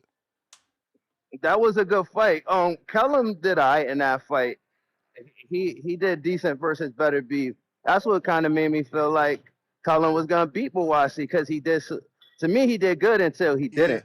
Well, that's what felt. I based it off too. Like, he just had more experience on a higher level, bro. You know, people like to discredit losses, but certain losses are learning experiences, especially a loss to Canelo, a loss to Beterbiev. Like, bro, how can you not learn? Top notch. Yeah. Losses. So it's like, how could you And why not you don't learn like on the overseas fight? Like, What overseas fight? I feel you. We shouldn't pay for the Ben Eubank. We shouldn't have to pay for it. Yeah, that's it. But that That's fight is it. huge to them. And that's cool. But that's when I have to have an issue for my American audience. Like, yeah, it's a cool fight, but we shouldn't have to pay. It's not our history. It's not our rivalry. And it's not catering to us. So not only are you charging me, but you're also putting it on prime time for the UK. So I got to watch it at 4 in the afternoon type shit, 6 in the afternoon. Like, come on, bro. It's I'm what gonna I be keep at work saying. when it comes on. It's what I keep saying. Stop selling me these UK dudes that we not even interested in, bro. But for them, that's their A1 recipe. them. Like that card, For them. they can't do But listen, the card they put together, they can't do no better than that. Okay, If you put in all UK cool. fighters, that's the best they got. That's cool, but that's for them. You know how many cards they don't got to pay for that is That just we give them? Exactly. Exactly. You think they pay pay-per-view for Boot Stanionis? No. All right, so No, why the fuck? nor did we. Why the fuck? Did we? No, but why the fuck do we no, gotta did we. pay for a lesser fight? I'm talking about unification in the welterweight division. That is one of the most luxurious divisions in boxing. You think the Conor Ben fight is gonna have more views than the free Boots fight? Of course, in the UK. Listen, AJ used to do 1.5 million pay-per-view buys in the UK, and his fights be free in America. So how the fuck is Conor Ben and this guy? I don't know. You know what I'm saying? You just closed the case. Like, if AJ was free, how could Eubank be pay-per-view? Case bro, closed. I gotta double check. Was Andy Ruiz and AJ even a pay-per-view?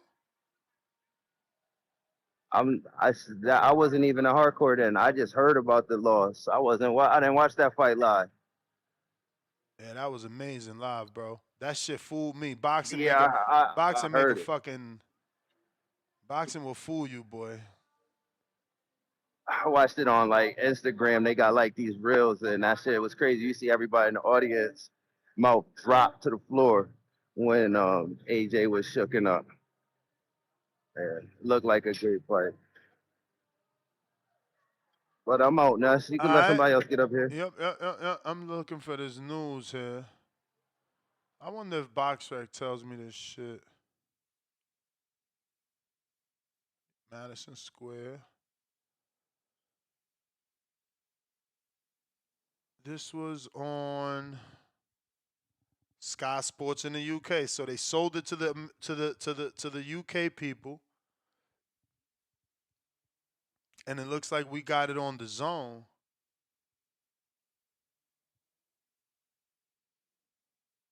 And that's what I mean. Like, so if you're not charging me for fucking AJ Ruiz, which was AJ's first fight in America, how are you charging me for a dude with losses that underachieved and for a undefeated welterweight that's underachieved from the standpoint that he hasn't stepped up to his contemporaries? Like, what are we doing, bro? You know, you guys just love to put me in that corner to make me this person that hates certain boxing or boxers, and it's not that. It's just what's fair is fair and what's not is not. And if your biggest star in the last 15 years didn't charge us, how the fuck are we being charged for an average fight that doesn't have not even a strap on the line? You know? And the problem with this sport is that instead of you guys rallying behind me, you're mad at me for telling the truth. You're willing to shell out $25, bro, for a contender fight. We're fucking up the game, champ. We're fucking up the game.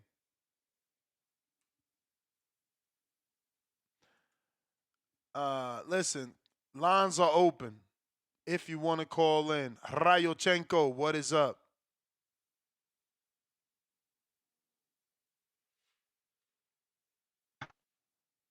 Yo, mic check.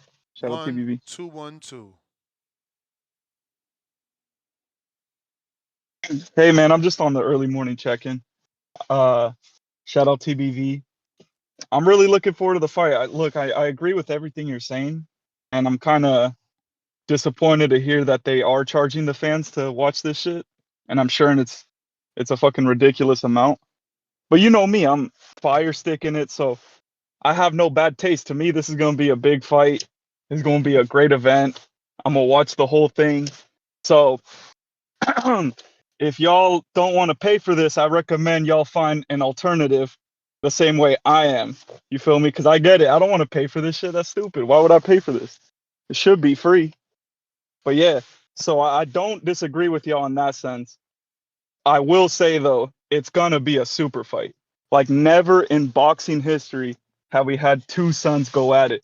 That's like Devin having a son, Ryan having a son, and they fight one day. That would be crazy. So yeah, that's all I got. It's not for no belt, but neither was Ryan and Devin, and that was the biggest fight this past year. That was not for no belt. So hey, this is the name era. This is the era in which you put names together. So yeah, that's all I got. Shout out TBV. It's gonna be a great fight. Let's go.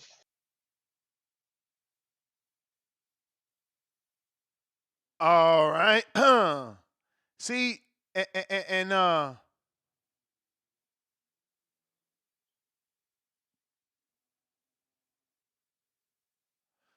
you see what it's no issue to him because he's not paying. He's not paying, you know. And I wish that was the case for me. Then I wouldn't have a bad taste in my mouth. Then I would be saying the same thing that he is saying. But, you know, as I'm forced to pay, I have to feel this way. I have to express my frustration, you know. People telling me, well, there's plenty of fights that we in the UK have to stay up till 4 in the morning and pay pay-per-view. You know my answer to that? Our guys are stars. Connor Ben and Chris Eubank Jr. are stars in the UK. And that's no disrespect, but that's where it ends and begins. or begins and ends is over there. It's over there. And they're going to see that in the numbers. Okay? They're going to see that in the numbers. Let's not forget that the fucking Bivol Undisputed did 45,000 American pay-per-view buys. And I say allegedly. Those are the reported rumors, right? 45,000 only in the U.S., but somehow you think you're going to get more than that with Conor Ben? No, bro. Take that shit off pay-per-view, man. Take that shit off pay-per-view. And everyone needs to be saying what the young man just said, Rayochenko. Great fight, but I'm not paying. Great fight, but it don't matter to me because you know I'm still in it. Because they need to hear the truth. See, all they hear is me bitching and moaning about paying for it and not wanting to pay for it. And you guys, instead of focusing on the bigger picture, you focus on the fight. Well, it's a good fight. It's a good fight. It's their rivalry. Instead of thinking about your fucking wallet. AJ Andy Ruiz was free on DAZN. But somehow Conor Ben and Chris Eubank Jr. is a pay-per-view, not only in the UK, but in America as well. You guys are just, you know, you fall for anything. Ron Boy Fresh, what up? Hey, what's good, Mo? Chilling. Well, I mean, in all fairness, you gotta look at it on both ways. If the Brits looking like shit, Bama's is paying for Keith versus Barrios, so fuck it. Why not? Why not do Eubank But we and didn't Ben, though. bro? But we didn't. I'm pretty sure the It was rumors. pay-per-view. Yeah, but I'm But sure it was pay-per-view. And that is my point. You have to look at your analytics. I agree. If you just seen that you only did 45,000 with a super card in February, how dare you make the same mistake to put Conor Ben on pay-per-view? They not, because they looking at the U.S. market as free money. They know it ain't real boxing fans here. So at the end of the day, they not going to give it for free. If it's a free, they just going to put it as pay-per-view. Whether y'all buy it or not, they're not tripping, because this is a domestic thing. They know American boxing fans ain't real enough to know what the fuck is going on over there in the UK. How many boxing fans you heard didn't even know nothing about Big Chris and Nigel? They knew nothing about that shit, but real boxing fans knew. I counted it. More than 75% of the jokers who called here that was bitching and complaining, they say they didn't know nothing about the history of this. And I'm not advocating for neither. I'm not paying pay-per-view for it because I don't think it's a pay-per-view fight for the same reason you're saying. But at the end of the day, I'm just going to play devil's advocate. The way they looking at it is this shit is free money. If the if you got a company that's giving you, and I just use Keith and Mario as I can give you countless other pay-per-views from certain companies that they was giving you that nobody asked for. But at the end of the day, it's free money to them. They not tripping off of it, but they not gonna give it to you for free. They gonna be like, fuck it. No, they don't fuck with us anyway. Well, we might as well hit their head. Like you like them Jay-Z joints, we overcharging motherfuckers for what they did to the Cold Crush, Slim. Hey man, I'ma just remind the audience that Turkey Al-Sheikh will have the fight for free. Go ahead, Mo. Turkey Al-Sheikh will have that fight for free 6 hours after it's been out. It's been, I think, the shortest amount of time. So don't pay for it. Do not pay for it.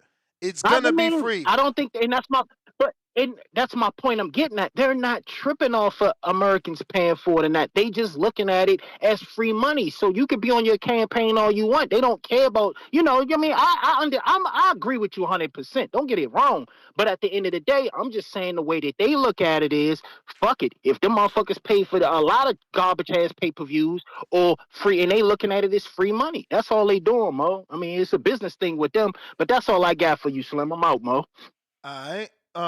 Yeah, man, I don't see how it's free money because it's gonna be a little bit of money, right? Like he brought up Keith and Barrios. Keith and Barrios rumored to do what, 130,000 pay-per-view buys? So how are they looking at that and sitting in the boardroom somewhere talking about, well, we could put Conor and Chris Eubank on pay-per-view because the Americans had Thurman and Barrios.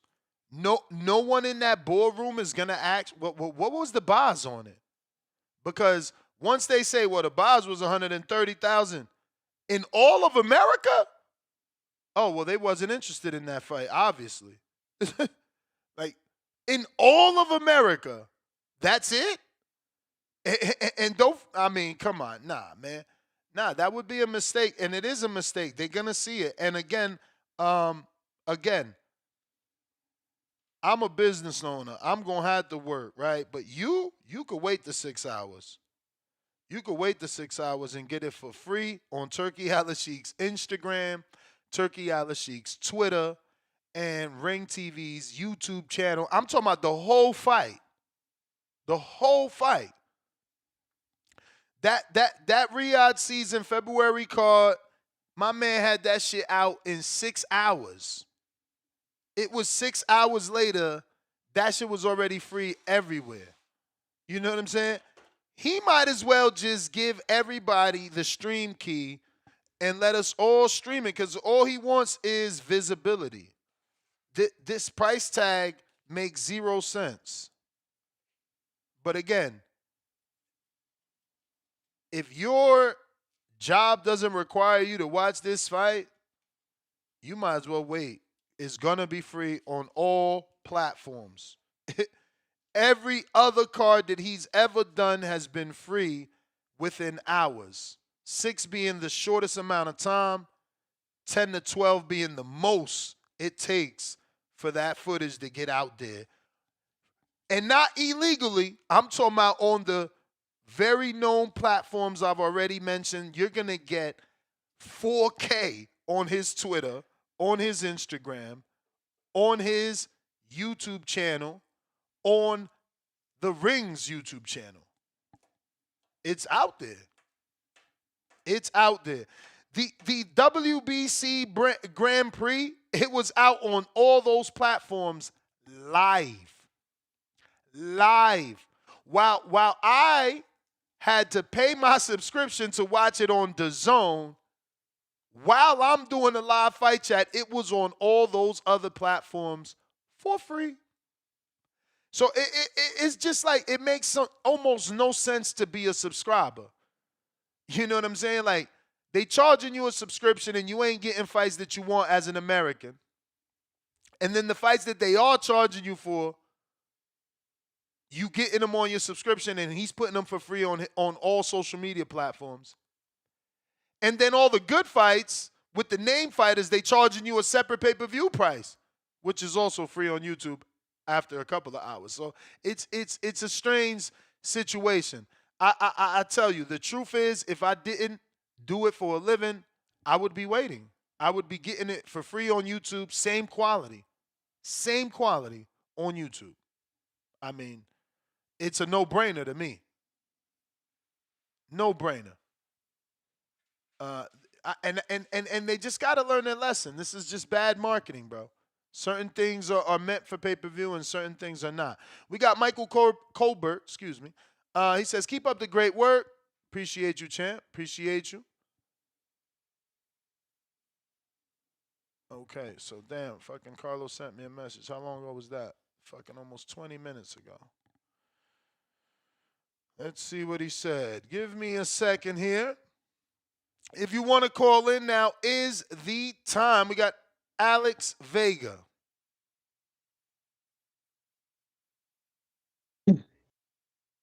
Hey, good morning. Can you hear me? Can you hear me? Yeah, I can hear you. All right, excellent. Yeah, man. Shout out to you, Ness. Appreciate the show. Oh yeah, shout out to the YouTube chat, man. I love all y'all, regardless of what y'all say. Hey, if I spill over, a couple of people told me they sent counter punches. I think Mike from West Texas, they sent it to Zell on Monday because of for some reason the community they just love it when you're against something, right? So for some reason they want to hear me speak, and I don't know if James still has that count or not. But yeah, if I go over, man, let's use that. But anyways, Benevidez versus Callum Smith, bro. That's a great fight, man. I love it. Callum Smith's he's fought 2 undisputed champions, before they became undisputed. But after they beat Callum, that's what they were able to achieve. So if I'm David Benavidez, that's literally the perfect opponent, for him. That's the next step.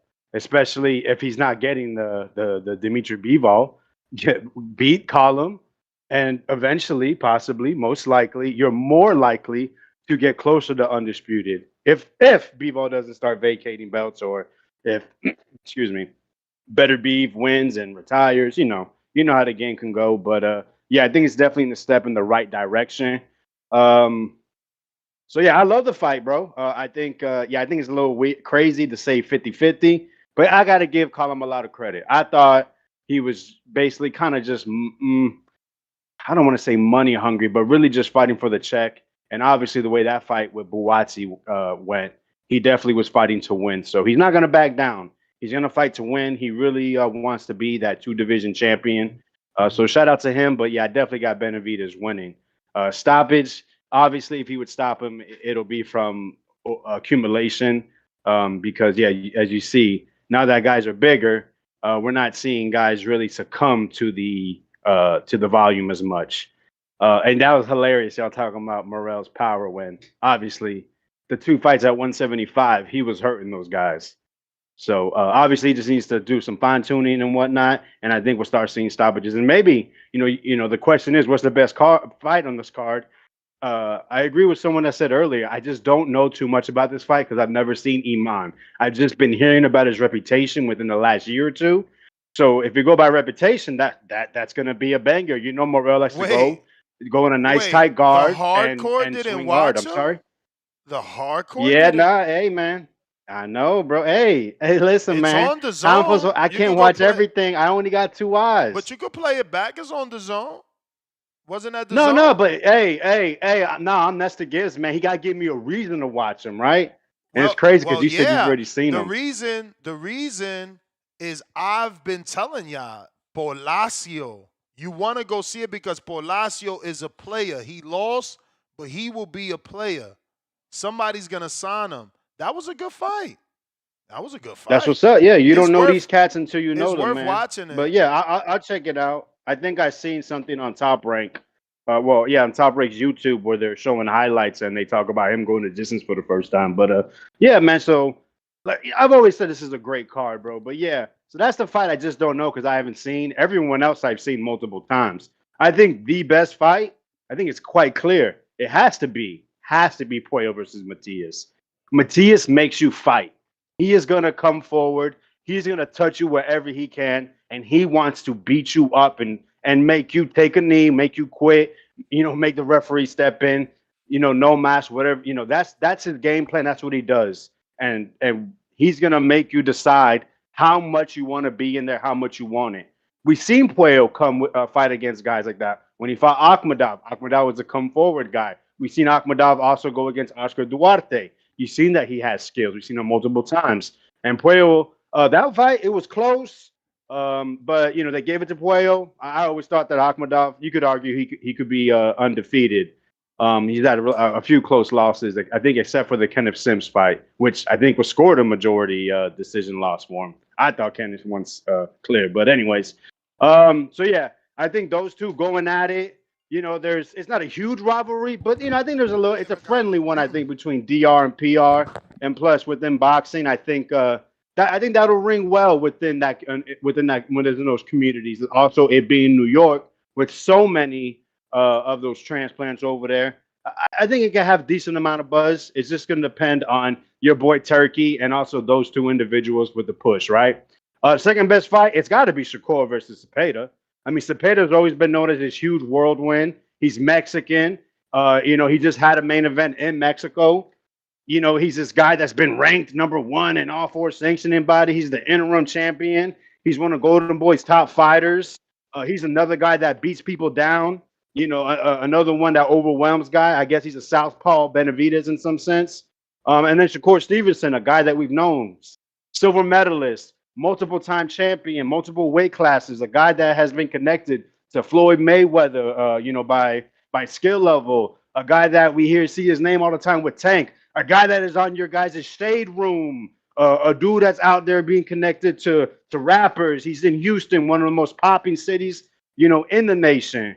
A fight that's had build-up. These guys have been connected for a couple of years. We've seen Cepeda say no. He said there's not enough money. The timing ain't right. blah, blah, blah. We've had Shakur, get hurt. There's been so much buildup, and I've been told it takes years to build up a fight.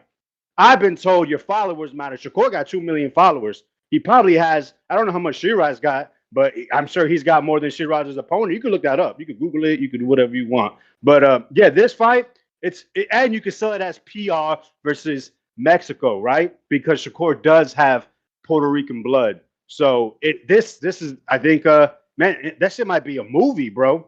And then of course you got the main event. As they say, right? I remember when there was a fight where Ammo was, right? He was the main event in Orlando, but I was told the co-main is the real main event. So that's how I feel about this one too. Because that Shakur is actually the guy that gets his name mentioned the most, who is like I said, has the more followers and such. But anyway, it's crazy. Last night, I've been using my girl's walking pad that I got for her just because sometimes, I get a little busy. I say, you know what? Let me get my steps. Let me put in some, raw work inside. I was watching the show and I was like, yo, everything this guy, Nestor Gibbs, is saying is what I say when it comes to Berlanga. Like, yo, it is just so funny. It really is. I find it hilarious that literally, like, bro, you don't think if Clarissa Shields, if she fights this girl, that's not going to get her the money she wants. That's not going to get her more on the Shade Room, a new fan base. The girl obviously can talk some shit. You know what I'm saying? She's going to go ahead and bring the buzz. I've been told this girl's been around for like almost a decade. I've never heard of her. I know her sister. For sure, I know her sister, Krishan. I know her. But I don't know this girl, but apparently she's been around for some years. People mess with her. She's on a show where the women love. And why wouldn't you want that, Ness? Come on, that's not going to be a movie. That's the thing, man. That's the problem with y'all. See, y'all always talk about us hardcores, but y'all are the problem. Society's the issue. You guys like participation trophies. Y'all don't have competitive bones in your body. You don't want to see who's better. You want to show. You want to be able to say, I was there. I seen it. You guys don't care about showing who's the best or seeing who's the best. You guys are pathetic. You guys make me sick. And to see you last night flip that switch, yo, you disgust me right now, Nestor Gibbs. How dare you? How dare you try to do that when you should be staying on that same? You know what you are? You are consistent. You're consistent on being inconsistent, Ness, because that's exactly what you showed last night. Everything I say about Berlanga is what you were saying about this chick, whatever her name is, Takeshi, Tasheki, whatever her name is. Shout out to her. I'm sure she does well in whatever she does. I think she raps, Instagram modeling. I totally missed the connection between Tashiki and Berlanga. I'm sorry. Because you talk about he brings the BBLs at. Look at his chain. He's got Fat Joe. It's never about his skills.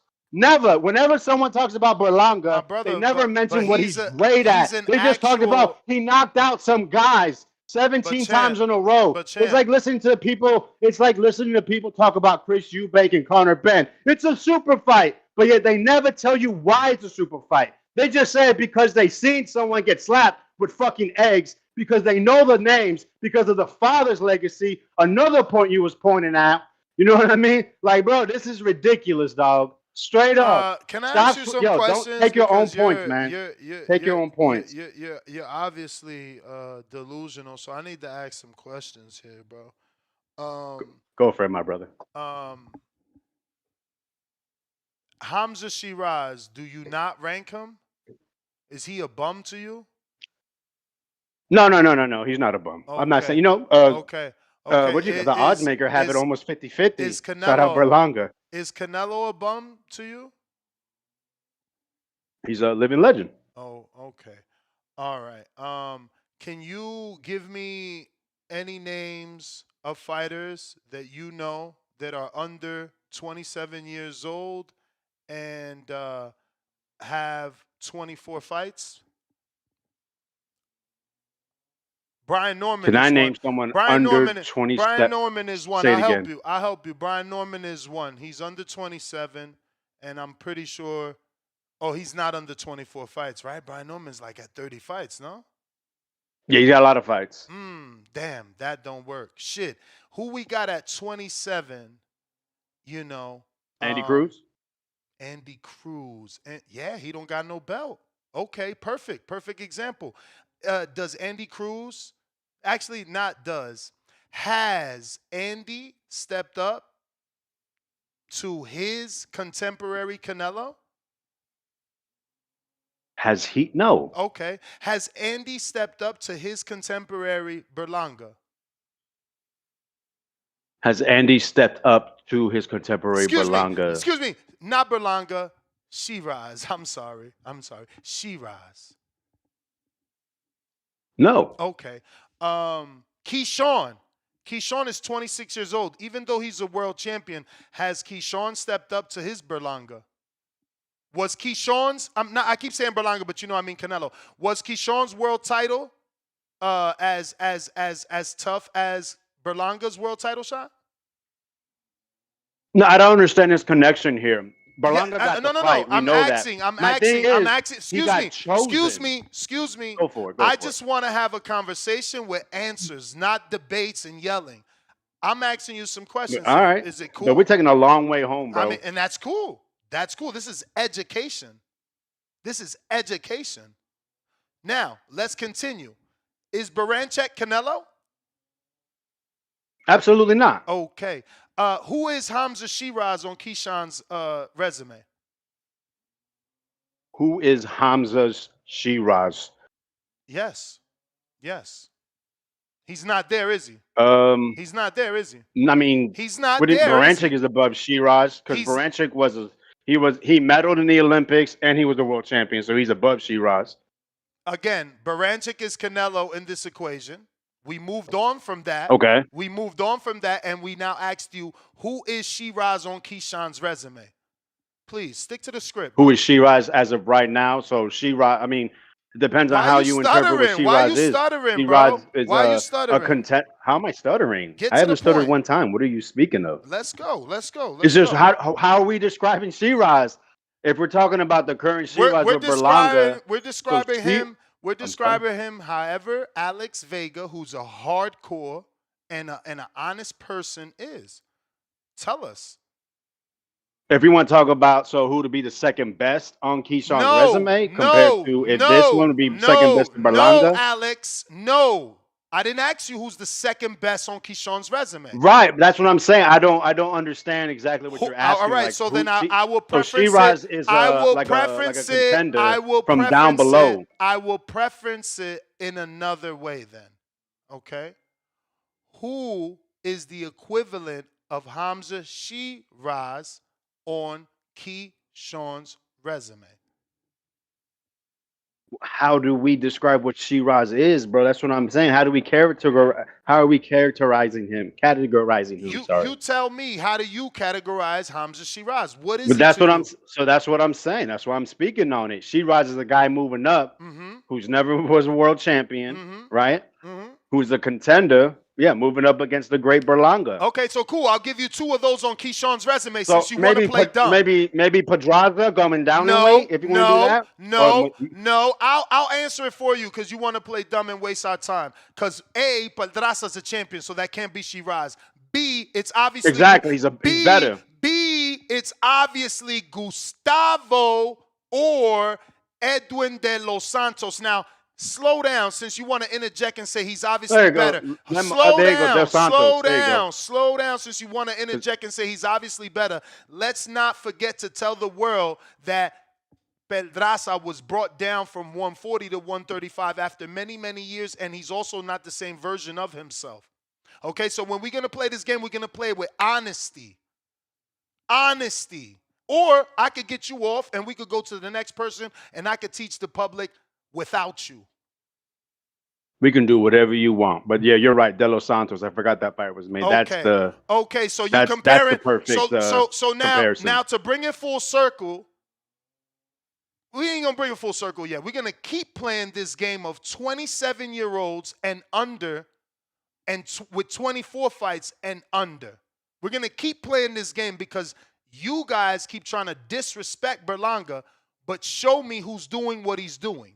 Okay, let's move forward. Do you now have, because I gave you Keyshawn and I gave you Brian Norman. Do you now have someone that is 27 and under with 24 fights and under that we can compare Berlanga to? To compare Berlanga? Yes, because you called in mad at Berlanga. David Morrell. David Morrell. Cool. Who is David Morrell? Two-weight champ. Who is David Morrell's Canelo? David Benevidez. Okay, so definitely under Canelo. Not a legend, not a first ballot Hall of Famer. Not a legend, not a first ballot. Is he going to be a first ballot? Quite possibly in the future if he keeps accomplishing. Right now, he's not a legend. He's not a first ballot. Cool. Who is David Morrell's Hamza Shiraz? Is it motherfucking Hot Rod? Hello? Yeah, Hot Rod already challenged for a title. So yeah, hello? Hot Rod, there you go. Okay. So it's Hot Rod. So now we saying David Morrell, the monster, who everybody was fucking, you already know what we need to say, but we ain't going to say because my man, what's his name? C-Dub made us better. But everybody was definitely hyping up Morrell. So you telling me the hyped up monster that people said Edgar ducked has challenged himself less than Edgar. Cool. Do you got another name we could compare? I just don't understand. What are you about challenged? Bro, Hamza is a guy moving up in weight. Do you have another fight. Do you have another guy we compare? Do you have another guy we could compare? Like, make your point. Do you have another guy? Do you have another guy? Because you keep forgetting that he was chosen. That's why his name's the chosen one. He literally was chosen. Just like Canelo's going to choose to fight the winner of Eubank versus Ben, which is another discussion. I'll move on, man. I'll move on. If anybody wants to play this game honestly, I'm here for you. I'm here for you. But if you're going to get like Alex and try to talk over me and argue what we not arguing, bye-bye.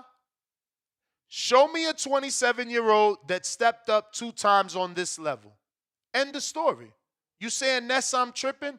Type in the name and let's pull up the fucking box rec. Type in the name. You know, you got this fucking guy who just keeps shitting on Berlanga. He got chosen. Oh, Boots didn't get chosen? Boots didn't. Let me let y'all see my motherfucking face, because y'all some pussy ass fucking liars. So Boots didn't get chosen by Crawford. No, I'll wait. I said, did Boots get chosen by Crawford? What did he choose to do? He chose not to fight him. But let's talk about people who get chose. Didn't Virgil get chosen? I said, didn't Virgil get chosen? What'd he choose to do? Oh, he chose not to fight Bud. Did Fondora get chosen? What'd he choose to do? Not fight Bud. We could do this all day, but you got this fucking guy somehow trying to play Berlanga out and say he was chosen. How many people chosen every day, B? I mean, was Brian Norman not chosen? Yeah, Damien. I see you later on timeout. Because you're not even entitled to say the word bum. Oh, you said trash. You got lucky. You got lucky. You was about to be on timeout. Because if you ain't got an amateur book, you ain't got a professional fight, you say bum in this chat, you going to fucking bum jail. You going to bum jail. Oh, Oscar, I'm a clown? Okay, you in bum jail. Clown that. You should have wasted your chat on a name that I could have looked up that would have been better than what Berlanga's doing.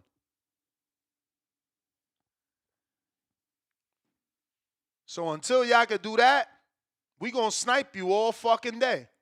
Oh, Edgar. I'll see you later, Edgar. I see you later, because I know you ain't been in Border Wars, and you use the word bum. I see you later in 30 fucking minutes. Think I give a fuck about you? 30 fucking minutes. You ain't never put on no fucking gloves saying the word bum. I dare you. Oh, we got an amateur fight. We got an amateur fight. Right now, it's rocking and rolling August 2nd. You could get in the ring and swing and show us just how much of a bum Berlanga is. And I'm glad Alex is giving me ammunition, because I got to call his fight. I got to call his fight. You like talking about Berlanga. We going to see. Show us better than you can tell me. Okay. I see you, Michael. I see you. Oh, you want to try me? You want to try me. It must be fun for you to hear me tell the world that you got timed out. Not for 30 minutes, since you're trying to try me. For 24, stupid. 24 hours, stupid. You can't even come back on a second show. Fuck is we talking about? You dudes will get blocked. You think I give a fuck? Not blocked. You know I don't block, but timeout for sure. Oh, yeah, timeout for sure. You ain't never put on a pair of gloves, got the nerve to call Berlanga a bum, when under 20 fucking 7, he fought already Canelo, and he's fighting Turkey's special guy. The dude that just robbed Adames. The dude that just robbed Adames. How many people running up to fight him? And the dude who before the Adames fight, you fuckers was picking Adames to lose and calling this dude next up. Now, I'm just making you live up to that shit like I made you live up to that Morrell hype. Y'all just don't like that. Y'all just don't like that. But I'm out here. And I got the scope on. I got the scope on. The beam is lit. I dare you. I dare you. Mispronounce that name, I'm going to pack your ass up. Okay? Pack you right up. Pack you right up. I want to see names in the chat of people that are 27 years old and have stepped up 2 times so we could compare them to the 2 step-ups that Berlanga did. Ron Boy Fresh, counterpunch. That's what I want to hear. Anything else? Hey, Mo, what's good with you? Crashing out? What's good with you? Crashing out? Hey, are you serious about this Berlanga shit, sir? Like, you can't be this go. I mean, again, give me a 27-year-old so I could compare him to Berlanga, please. For the fact of the matter is, he was chosen. Give me a 27-year-old. Okay, but Ron, can I rap? Yeah, I ain't even ring the bell. I ain't even ring the bell because I'm dying for somebody to argue this. No. I'm not arguing. Look, that's your man. I can't argue you about your man, but I can bring up the facts is that he was dropped from Top Rank because he didn't want to fight no motherfucking body. No. Talk about that. No, we left Top Rank. You got that wrong. You got that wrong. No, because Top Rank let him go. Who do he left Top Rank? Top Rank let him go because he was pricing himself out of fights. That talk about, can I rap? Let's talk about how Jesse Hart was chasing his bitch ass around New York and he didn't want to fight Jesse Hart. So was David. Talk about that. So was David. So was David Morrell. David Morrell showed up to his fight. What does that mean? Why are we going to talk about that? Berlanga was chosen, and he's finally having a step-up fight where it's a 50-50 fight versus a motherfucker that came up at 160. My brother, now, argue my response to that. Now, argue my response to that. Didn't I already say that Boots was chosen and Virgil was chosen and Fundora was chosen? Did they choose the fight? Because Berlanga chose the fight. I said, did they choose the fucking fight? Virgil the cash pile of boxing? Huh? Is Virgil so you're comparing Virgil you're comparing Cinnamon to Virgil. No. I'm comparing Virgil to Berlanga. That's what I'm doing. Maybe you ain't get it yet, but I hope they clicked. No. You're comparing You're comparing Cinnamon to who? Because you're saying that Cinnamon was chosen. You're saying that Yeah, Berlanga. I'm comparing It's a cinnamon fight. That's not a opportunity. fight. I'm Stop saying that that's a fight. comparing Oh, you're moving the opportunity. ball down to opportunity. I'm comparing opportunity to opportunity. Big opportunity to big opportunity. You can't tell me that Jerron Boots Ennis and Terrence Crawford wasn't a big fight. And Jerron chose not to take the opportunity, but Berlanga did. You can't tell me that Terrence Crawford and Virgil Ortiz, the green print, wasn't a big fight. And Virgil Ortiz chose not to take it. You're comparing apples and oranges. A big fight. Yeah. Sure. No. I'm not even going to debate with you. I'm not even going to debate with you. You got it. Debate because I already crushed you with the Jesse Hart shit. This motherfucker was running from Jesse Hart. You sitting here shaking pom-poms for that bell. He was running from Jesse Hart. Jesse Hart was pulling up on his ass, and Top Rank had to drop him. You running from a dude with 3 losses, but you fight Canelo Alvarez and you sign up to fight Haramza Shiraz. You're 50-50. He made a great business decision. Y'all emotional. Y'all can't deal with facts. Y'all can't deal with facts. Y'all emotional. No. I know I'm not y'all emotional and y'all can't deal with facts. I'm the one dealing with facts. I'm the one dealing with facts. That's what you're doing. You still ain't give me nobody that did what he did, and you also ain't give me no answer for the 2 young boys that ain't do what he did. Pack him up. That's the bell. Everybody who fought Cinnamon did what he did. Everybody who fought Cinnamon did what he did. Okay. Fuck out of here. That's a lie. That's a lie. That's a lie. That's a lie. He's knocked out. What a shot. Yeah, we knocked him out. You seen that shot. Boots Ennis is a star. Boots Ennis would have been a big fight with Terrence Crawford. He ignored the question. The green print, Virgil Ortiz, Terrence Crawford. He ignored the question. But we shit on the dude that took the fight. This is the same thing 50 said, man. Y'all respect the motherfucker that got shot and not the shooter, man. Y'all backwards. People don't take their opportunity and you respect them. People take their opportunity and you don't respect them. Then y'all want to debate emotionally. Because I'm giving you a logical explanation. You telling me, oh, apples and oranges. What the fuck? What the fuck? That's how you win an argument? No, I'm showing you Berlanga took his opportunity in the big league. These other boys decided they wasn't ready. Now, as far as his lie about Top Rank dropping him, when we all know that Berlanga had Keith Conley, and it is out there that they wanted that Rosado fight, it was Top Rank that thought he wasn't ready for Rosado and didn't want to pay that $250,000. He left to Matchroom for a bigger offer. Somehow this is running. Somehow you running from Jesse Hart with multiple losses but sign up to fight Canelo. Jesse Hart ain't even been on TV since Zurdo beat him. But you running from him. Somehow that's the dude that made Top Rank allegedly cut you in Ron Boy Fresh's lie. A dude that ain't fought on Top Rank since Zurdo. We gonna believe that lie. But what I want you to do is throw a name of a 27-year-old that stepped up to the plate 2 times. Not a champion, because it's obvious that Shakur and Tio and Devin have done that. So let's try not to be stupid. Let's try to open our minds. Okay? Because there are people out there that is 27 and haven't done what he's done. And that's obvious. That's obvious. But y'all don't want to debate logic. You know, you got dudes calling in hating, talking about, he does exactly, you're doing exactly what Berlanga does. Bro, shut the fuck up. He fought Canelo and he's fighting Shiraz in a fight where he's already 4 rounds down. In a fight where Turki Al-Sheikh in the last fight was telling the dude he's down on the scorecards. He's not a favorite in the eyes of the bookie, and he's not a favorite in the eyes of the public.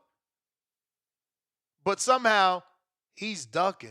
Man, if y'all don't get y'all weird asses out of here, haters.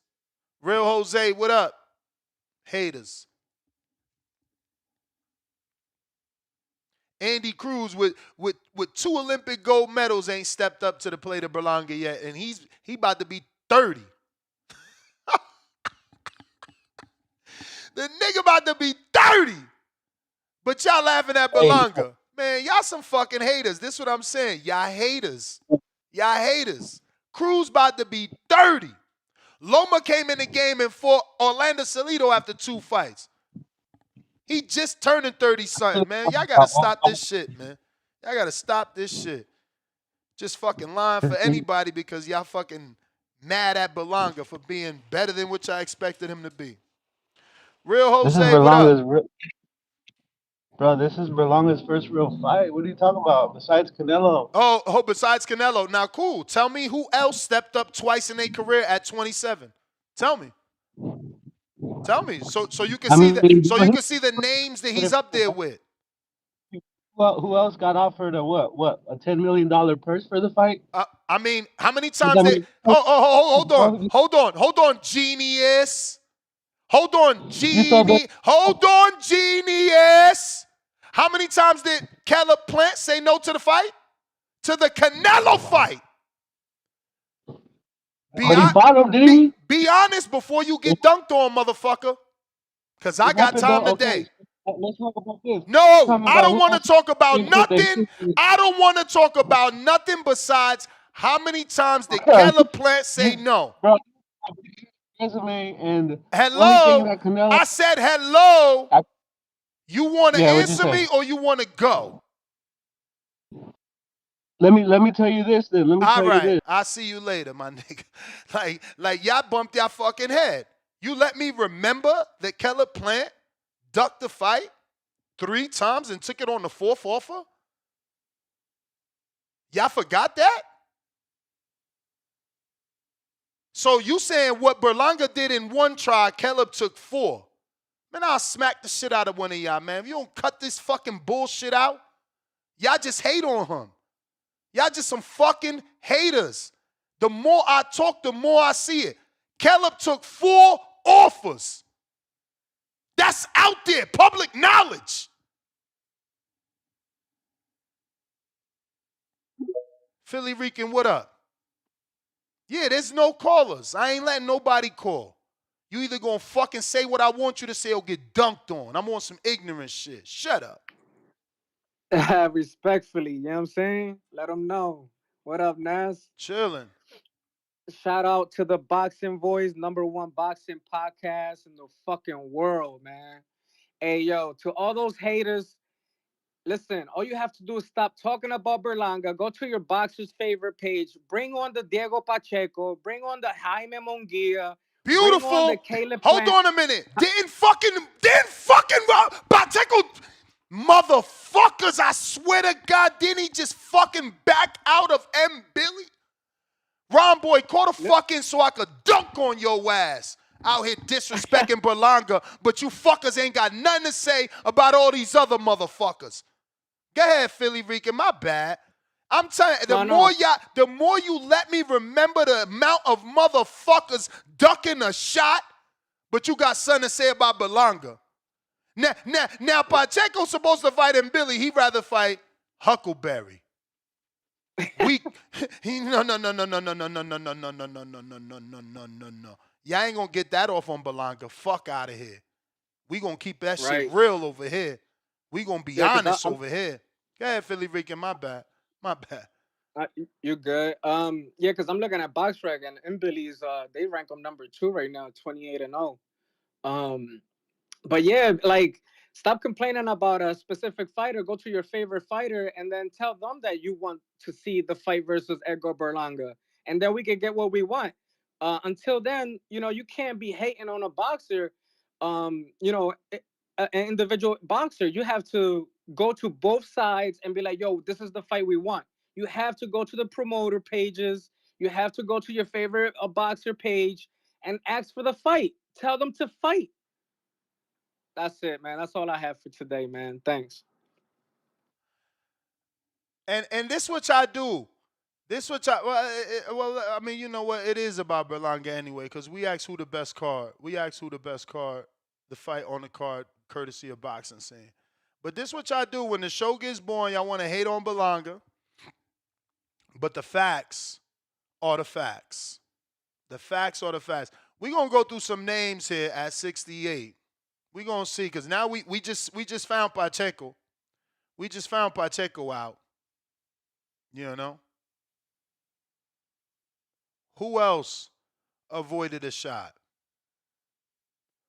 Who else avoided that shot, man? How many dudes didn't take that Lester Martinez shot, man? Remind me of that. Remind me of that. Adrian, $5. I can see David getting comfortable, putting Callum on the ropes, and David getting hurt. There might be an upset. Callum also probably has a longer reach. Ralph, the Taino member for 12 months on the prospect level. Saludos, Ness. Salute, champ. George Foster, member for 25 months on that contender level. And he says, Ben Eubank will triple, maybe quadruple the revenue of Tank Roach. Americans, FOB, $200K, $80 is really light work for this event. I hope that we remember this little dumbass super chat that will not be true. Will not be true. Fucking Tank Roach was like 20-something mil, wasn't it? Let me look at this up. At least 18. At least. $21 million, bro. Including 262,000 pay-per-view buys. Homie, you bumped your little fucking UK head, man. But I hope I remember that shit on Sunday or whenever the numbers break of the seats. Please. Please. I want to see them make triple or quadruple 21. Okay? We talking 63 or 84? Oh, what a genius. Million. Gate revenue. And this is why I say UK fans the best fans. Listen to what this motherfucker done said. They about to make, let me Google that, man. Because maybe I'm wrong, man. And then I won't be embarrassed if I'm wrong. Let me ask AI, man. Fuck all that. Has there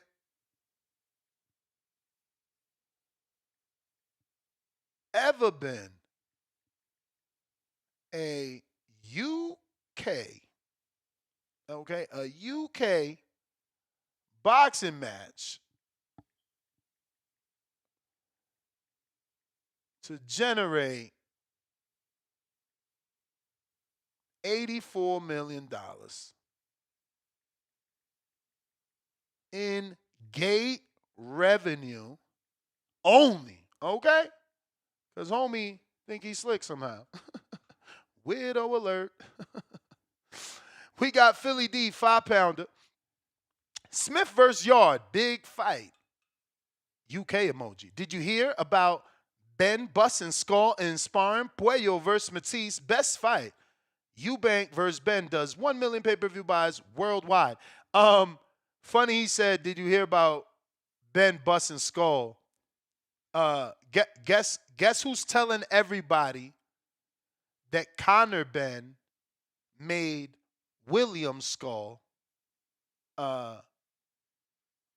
quit in sparring? Go ahead, I'll give you some time to guess.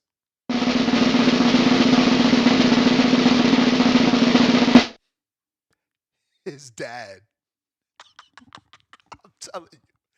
I'm telling you, bro, you can't make this shit up. The UK fans are the best fans, bro, because they're stupid duper gullible.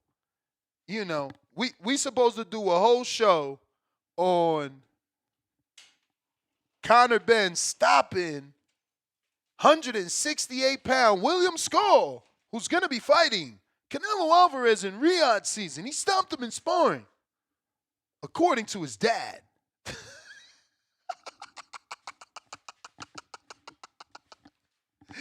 What the fuck, man? Yo, his dad? Really? That's the source? Lord of mercy.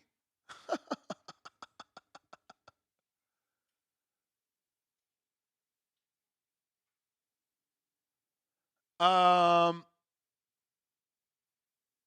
this is epic. Salute to the squad. This is fire. This is fire, bro. Who the fuck want what? Who want what? TS in the building. I still ain't see a 27-year-old non-titleist and under that stepped up to the plate. You smell me? Where they at? Where they at? Oh, Ryan Garcia, that's it. You right, New York Bullet. Fucking A. You're right. You're right. Ryan certainly stepped up to the plate under 27. But does he got under 24 fights? But it don't matter. Ryan counts. Ryan counts. He did it. He did it. He did it.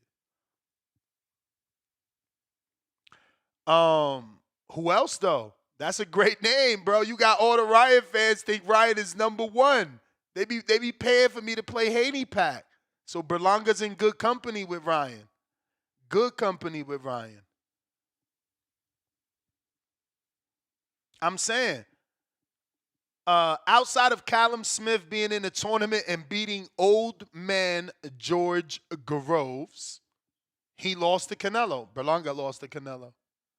His next step up was, guess who? Contender Joshua Buatsi. Berlanga's next step up is who? Contender Hamza Shiraz. You see how it all makes sense when you're not a hater? When you're not a hater, it all makes sense. Frank Martin was 30. But we could throw him in there. He stepped up to Tank. And we could say contender Michelle Rivera. Good company for Berlanga to be in. Anybody else got a name? Because you see, the more names you name, the more you realize, damn, he right. Berlanga doing what everybody else who I respect is doing. You see? You see? It's very simple. But y'all like to hate because one dude got a... I mean, Ryan dealt with this. I was a victim.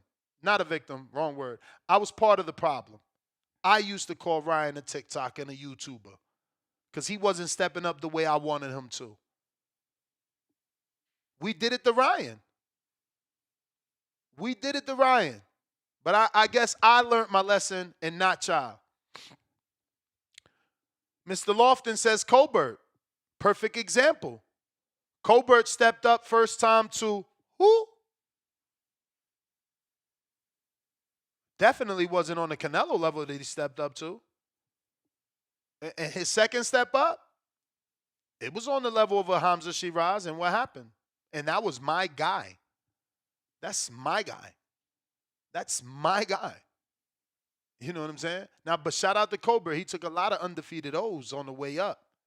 You know what I'm saying? Maybe if he would have stood disciplined, stood at 30, maybe even went down to 26, could have been a different thing. I don't know. Hopefully he comes back.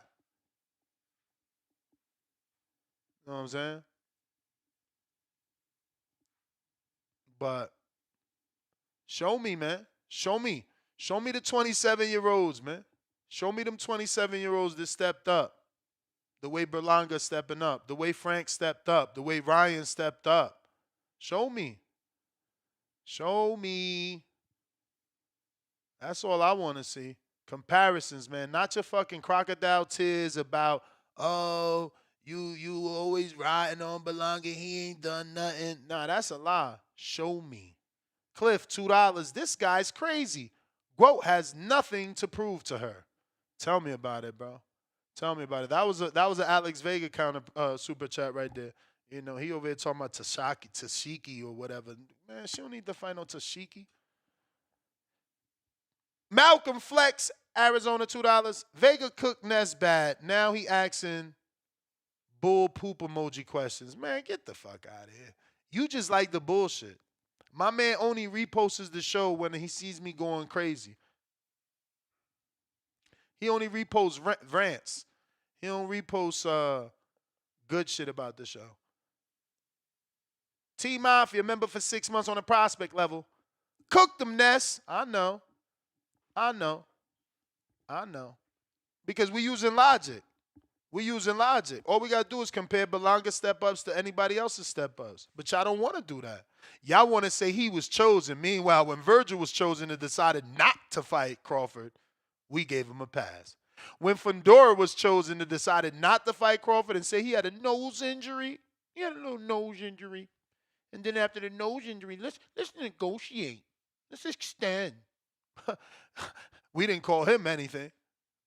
You know what I mean? It's hilarious the way that you guys are hypocrites.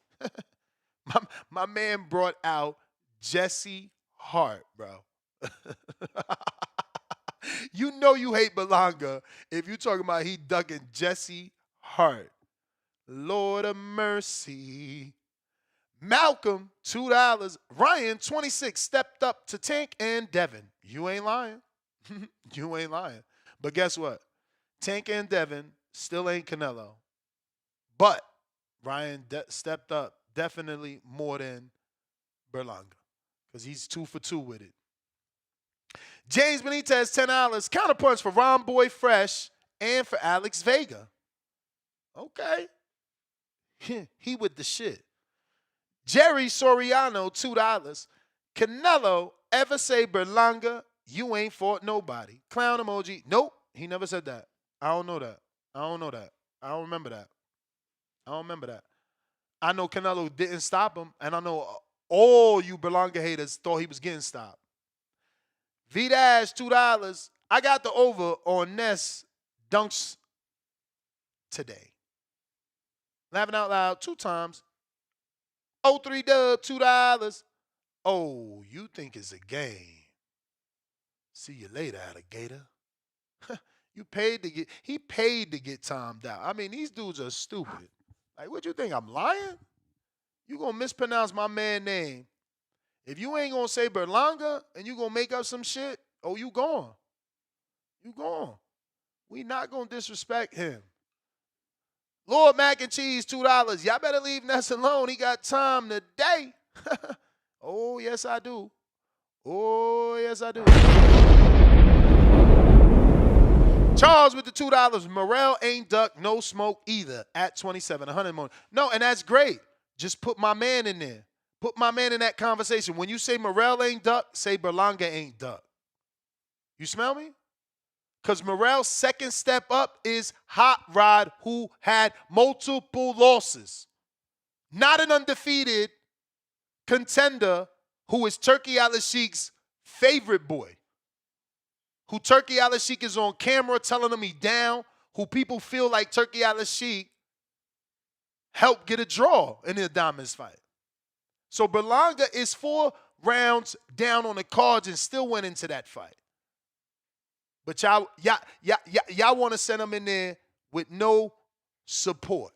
But that's okay. We got you. We don't need them. Jerry Soriano, $2. Call us today. But hold on. Let me do. Yeah. No, you answer the fucking question or you get dunked on. Simple. Ron Boy Fresh, another counter. Uh-oh. He got 2 now. Jerry Soriano, $2. My issue with Berlanga, really not sure how good he is. Oh, well, we about to find out.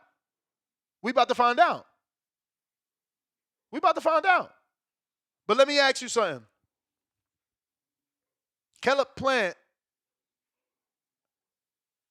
well, I like Caleb, and he stepped up to the Ustadegi fight. You know, he actually beat the champ. He really can't be in this conversation because that's technically his first step up. But let's be real. Caleb Plant avoided the David fight for at least 3 years. You know it, I know it. But we fuck with him.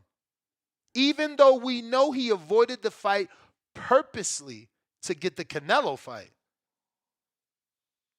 As soon as he got the Canelo fight, he doubled back. We know that. But we know he avoided it. Not only did he avoid the David fight, but he also took him 4 offers, 4 separate offers. Not one negotiation and 4 counter offers. 4 separate offers, separate occasions before he finally said yes. On the 4th one, he said yes to Canelo. Berlanga took it on 1. So if I got to be the only guy to ever say these things to remind you, I will be him. I will be him. Just argue with logic. Argue with logic. Don't be arguing with foolishness. Argue with logic. I want to hear logic because that's what I'm giving you. Factual shit that happened. Caleb is considered an A-lister. He's always been considered with better skills than Berlanga. And he did what he did. But somehow we call Berlanga the bumlanga. We call Berlanga the ducker. We say Berlanga's the chosen one, and he got chosen to fight Canelo. Well, Caleb was chosen 4 times. Virgil Ortiz was chosen by Crawford and said no. Boots, everybody's favorite fighter, said no to Crawford when Crawford chose him. But we going to call Berlanga a bum, and his name is Bumlanga. Nah, man, not over here, brothers. Not over here. Ron Boy Fresh, 2 counters. Mo, hey, you need to cut this shit out. Ain't nobody hating on Edgar, Slim. I cut the bullshit. I sat there and told you Edgar had great business acumen. He ducked a lot of fights. They need to get him to be chosen by sentiment. And I agree 110% with you. Who has had the opportunity at 27 to get to make 8 figures? You're right. But you can switch it the way you want to word it. But it's 8 figures is what Edgar stepped up to. It had nothing to do with sentiment. It was the 8 figures Caleb to run around, got 8 and he figures, did what he though. did. But answer the question. Caleb No, he got didn't. 8 figures. No, that's not what happened. I don't care. I'm not a Caleb Plant fan, but let me tell you what happened with Caleb Plant. Caleb Plant initially said 2 or 3 times that the money wasn't there. His advisor told him to do that. His advisor told Caleb Plant to duck those offers. Oh, okay? so now we care. Now we care who on the team. Now we care who on the team says no. I don't care. I sat there and agreed. I sat there and I sat there agreed to you. I said I agree with you, and you still want to make this argument, Mo. I agree, but listen. In all fairness, you got to add context. Caleb told you several times that it wasn't enough money. True or false? Is that not what happened in the first 2 or 3 offers? I think. Was it 2 or 3 offers? Not enough money, meaning what, Ron Boy Fresh? Because we know every time that he wanted more. He wanted more. I know. He wanted more money. Let me answer the question. Yeah. Go ahead. Every time he didn't take an offer, someone else took the offer, and their number was reported. Correct. So how is Caleb telling you 6 million ain't enough, but Billy Joe took 6? Slim, I'm not a Caleb. I agree, but I'm just telling you what Caleb said. He said that bread wasn't enough. Or is it backwards? or is it backwards? Was it Callum Smith? Was it Callum Smith that took 6 and Billy Joe got 8 and then Caleb got 10? No. Yes. Yeah, yes. It was Billy Joe who got 8. Billy Joe got 8. Callum got like 6.5 or something like that. You're right. So you telling me that when Canelo called Caleb and said we got 6 million, he said no, that's not enough. So they gave it to Callum. Yeah. Then he said, yo, I got 8. No, that's not enough. Somehow we giving him a pass for this. No. Berlanga did what Canelo didn't do. Berlanga did what Caleb didn't do. He took the offer. He believed in himself. Yeah, but he didn't sell his O, Ron. Tell the truth. Right. He didn't sell his O. All I'm telling you is you cherry picking when to say something. I'm just telling you the man took an 8-figure deal. That's all. In his next step up fight, he took he stepped into 8 figures, and now his next step up fight is a 160 pounder. He's stepping up to a 160 pounder now. Cool. And I got 1,000 with Shiraz. So let me know if you want that bet. I ain't betting no money on this fight. Bet five. Bet, what you want? Bet 100. I got Shiraz. Bet 100. Just do something like something. Me and you. 100. We good. Yeah, We but good. you We so egg bet it with the out. You bookie. so egg it out, huh? We bet And I with give the you bookie. no. All right, well, let's do a person. I do that too. You know that's We what I bet do with the for a living. bookie, We do man. that too. But this is just more. Oh, okay. I got you.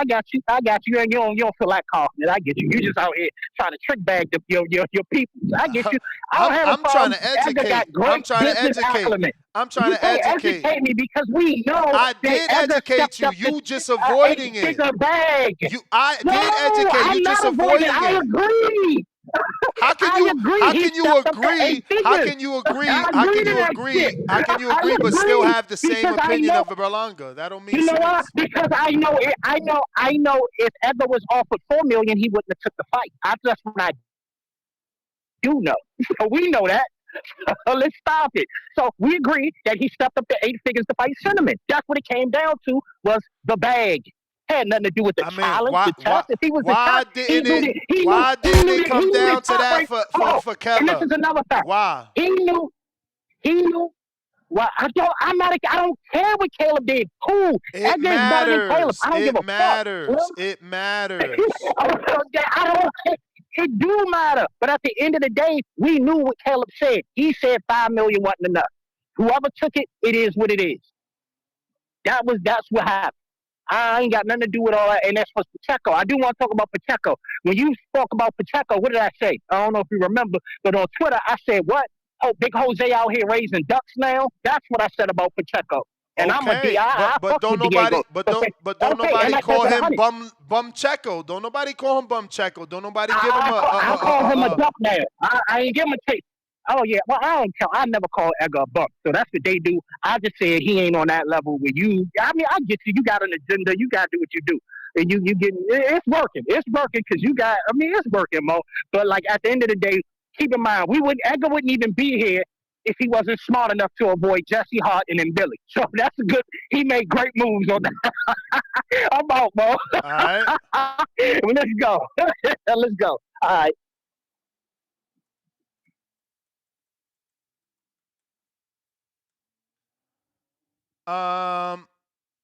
Don't forget, ladies and gentlemen, I need a heavyweight boxer.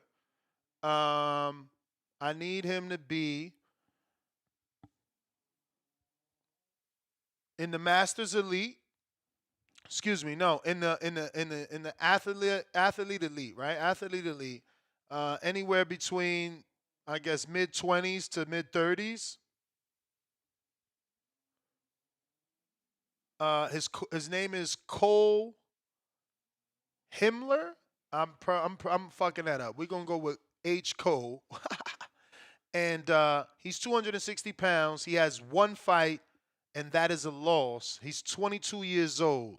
He wants to fight on our amateur card in Wisconsin, Watertown, Wisconsin, August 2nd. Get in the ring and swing. If you want to participate, hit me up on Instagram. Cole just lost his first fight, I think, last Saturday, but he wants to fight on our card. I have his whole fight. If you need to see footage, hit me up, and I can get you that footage of Cole. We should probably tease around anyway, right? Oh, man. It's not as big as I wanted to be, but whatever. We'll rock with it. This is one of his amateur rounds that took place, I believe, this weekend. Glad you want it. Let's go, let's go, let's go. He is in the black. Right, Cole. So good little 2 uppercuts to the body. You got a lot of people there. Get in there. Good technique, though. Okay, he got countered. Oh, big uppercut by the guy in the red. Come on, buddy. Let's go, Cole. Come on, Cole. Let's go, Cole. Get Good left hook by the kid in the red. 1-2 by the kid in the red.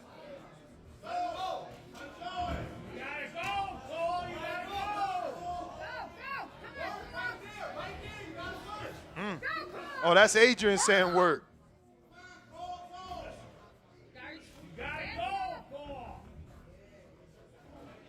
I don't know. What y'all think? Could Supermex take Cole? Cole is in the black. Can Supermex take Cole? You know we team Supermex over here. You know we. Oh, good 1-2 by the dude in the red. We want to make sure Supermex wins. We don't want a cherry, but you know we ain't trying to put him in with nobody where he's obviously too skilled. You know Supermex just got his first win. We trying to nurture that career. But this is a good-looking kid, right? 22 years old. He's tall. He looks the part, but he's not really bringing the pressure. Maybe Mex's pressure can overwhelm this guy. Look, you hear his whole team saying, let's go, let's go, let's go. Can Mex stop Cole in his hometown of Watertown, a 22-year-old? Mex is 31 years old. Good uppercut left hook there by Cole at the end. Again, we want to match Mex properly. So if you don't think Mex can win, say that. If you think Mex can win, say that. You know, we need to know. We got Jay Reed. You already know I'm not picking up for you, bruh. You out here wilding. You a fake two-tone burner account. Like, nobody rocking with you. Spider Rico, what it do?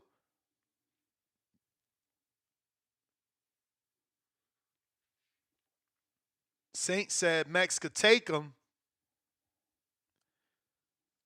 Spider Rico.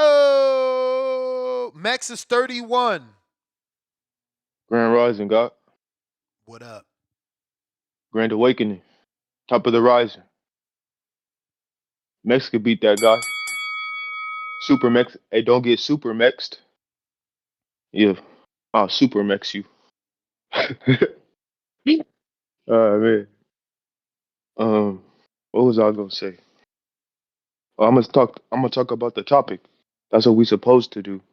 And I got kicked off because I never do what I'm supposed to do. We are the ones that refuse. No, never. Never mourning, never grieving. I refuse. Yeah. I think Albert, if you could do it best, you know, the best fights versus, you know, in order of the best to not the best. You know, Albert Puello, Sabril Matias, that's gonna be amazing. Superman versus Superman. Dominican Republic versus Puerto Rico. We will see. Making us Who choose. is the That's purest? nasty, man. Hamza versus Berlanga. That's the second best. And all the people are with Berlanga. All the island energy. He's the island king.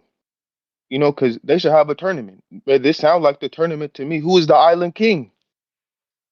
But Hamza, the style, you talking about the semantics of, oh, he's 27. He did. Every man has a different route. And if you chosen, you chosen. Canelo was chosen. Yeah, but you gotta You take know, take that opportunity. You if could you be got a chosen. girlfriend, You gotta take it. she chose you. No, We all are chosen. you have to take it.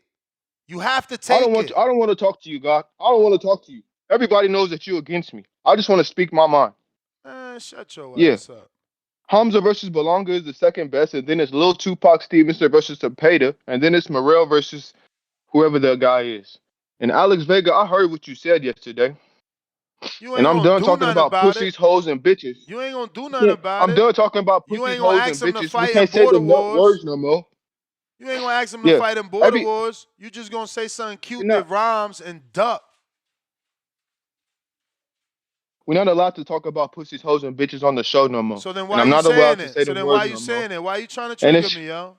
Why you trying to trigger me, man? You gotta go, man. I don't get these dudes, bro. Like, you ain't allowed to say them words, but you gonna say them words repeatedly because you's a fool. I like it though. I like it. We're gonna put you on the bench again. We're gonna put you on the bench again. You understand what I'm saying? You on the bench again. Fuck wrong with y'all, man? So stupid. But hey, if anybody want to talk boxing, real boxing, call in, man. Call in. You would just want to spew curse words to get me flagged, demonetized, then you're going to get dunked on, man. Simple. Tell that man to take a fight. That's what I want. I want him to take a fight. Just went into straight needing a sports psychologist just because my man Big Bay beat the shit out of him. Y'all ain't noticed? After that Wisconsin fight, the man ain't fight again. It's been over 10 months. He ain't been able to get over it. And he been spazzing out ever since. Spazzing out.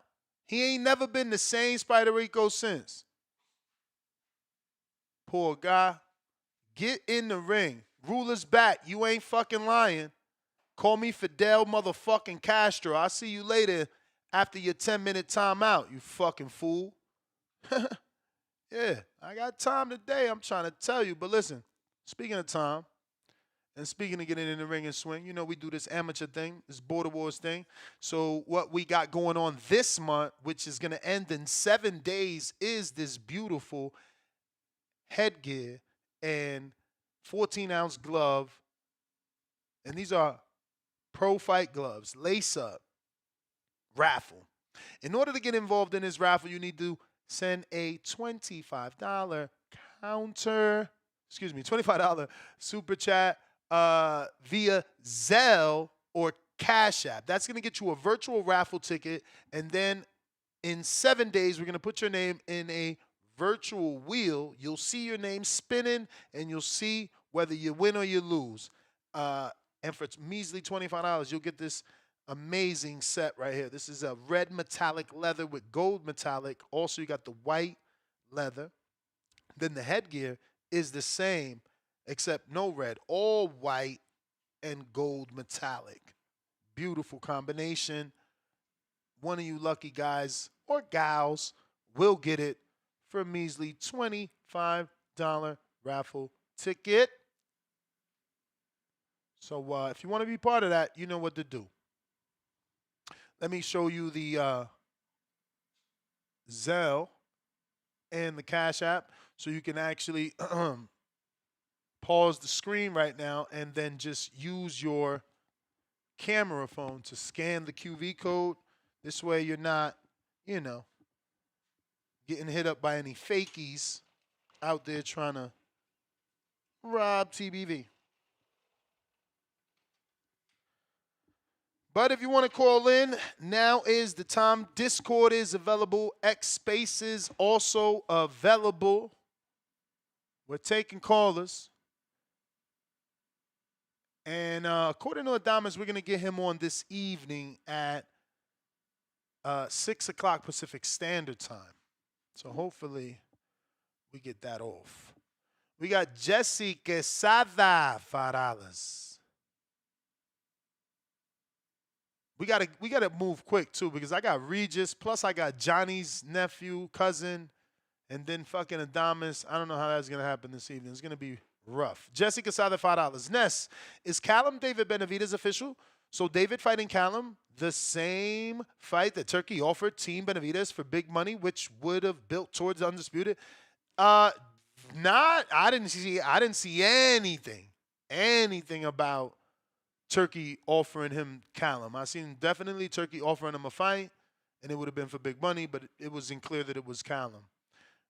We got Jerry that says, yo, Ness, drop my song. I got you, champ. It's the music time. And they be like, and my man be like, I gotta hear it. Man, why you doing this to CYP? You ain't shit. CYP, you see who it is. It's not me. It's him. It's not me. It's him. We are under attack. I repeat, we are under attack.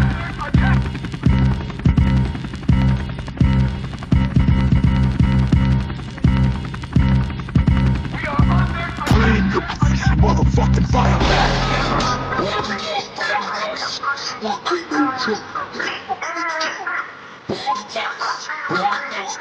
You fuck that life, or you do it too late.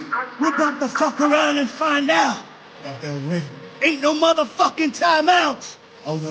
We're about to swing, swing. Swing, swing, swing.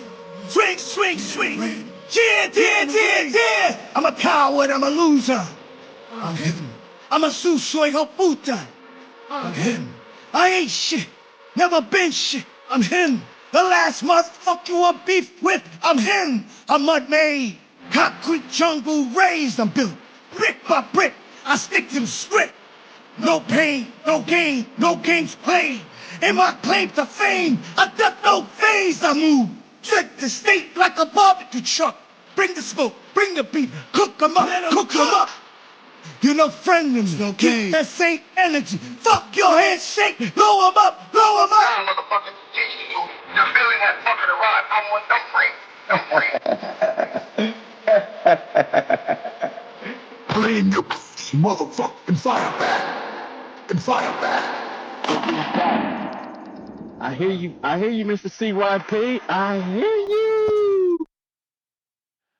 Speaking of OC the boss, I need a experienced 48-year-old. You could be 38 with a master's book, I believe, or you definitely have to have a master's book. He's 48 years old. He's got 14 bouts as well.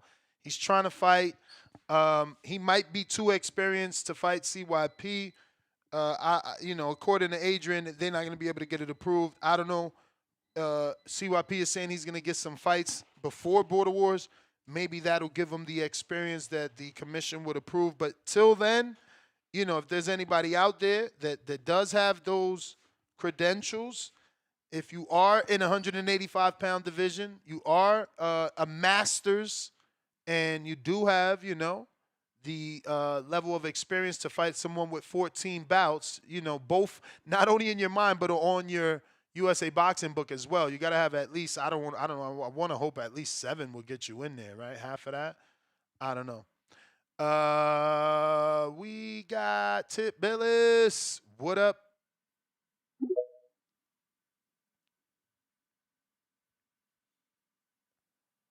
Yo. Yo. Yeah, man. Jerry, bro, does your wife know you was on that track cursing like that? That shit is crazy.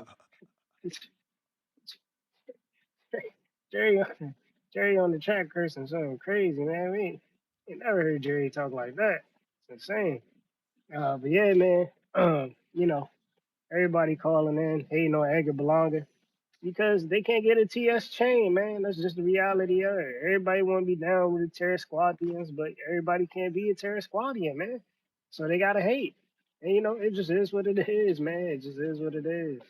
You know, uh, they gotta sit on the other side of the pond, man. They mad. We styling on them, bro. We styling on them. We're only 27, and we stepping up every chance we get. Like dudes is on here talking about what's dude name? What's dude name? Can't even remember his name. You know, can't even remember Buddy name that they wanted us to fight. Like, and then Christian and Billy. Come on, bro. Ain't nobody talking about him, Billy, man. Bro, we gotta chill out, man. I think it is. You know what it is, Ness? They mad because Edgar Berlanga stepped up before their favorite fighter, Virgil Ortiz, man. They mad, man. They mad that Berlanga stepped up before Virgil Ortiz. You know what I'm saying? Virgil, he was in his third weight class now, and he finally like getting big fights. You know what I'm saying? Like, bro, we did that shit within like 18 fights, bro. You know what I'm saying? We went on an 18 fight knockout win streak, and then we stepped up to Canelo. They mad, man. They mad. They mad. How we challenge for a title before your favorite fighter challenged for a title, bro? It's crazy. It's crazy. But listen, we're gonna do great things at 168. We're gonna do great things at 175, man.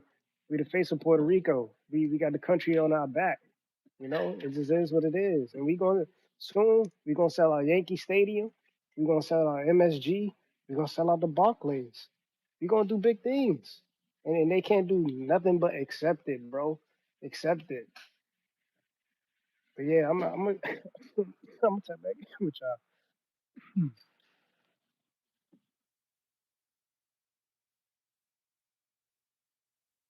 All right, champ. Appreciate you. If you're watching this on X streaming video, hit that retweet, repost, X spaces, retweet, repost. You know what I'm saying?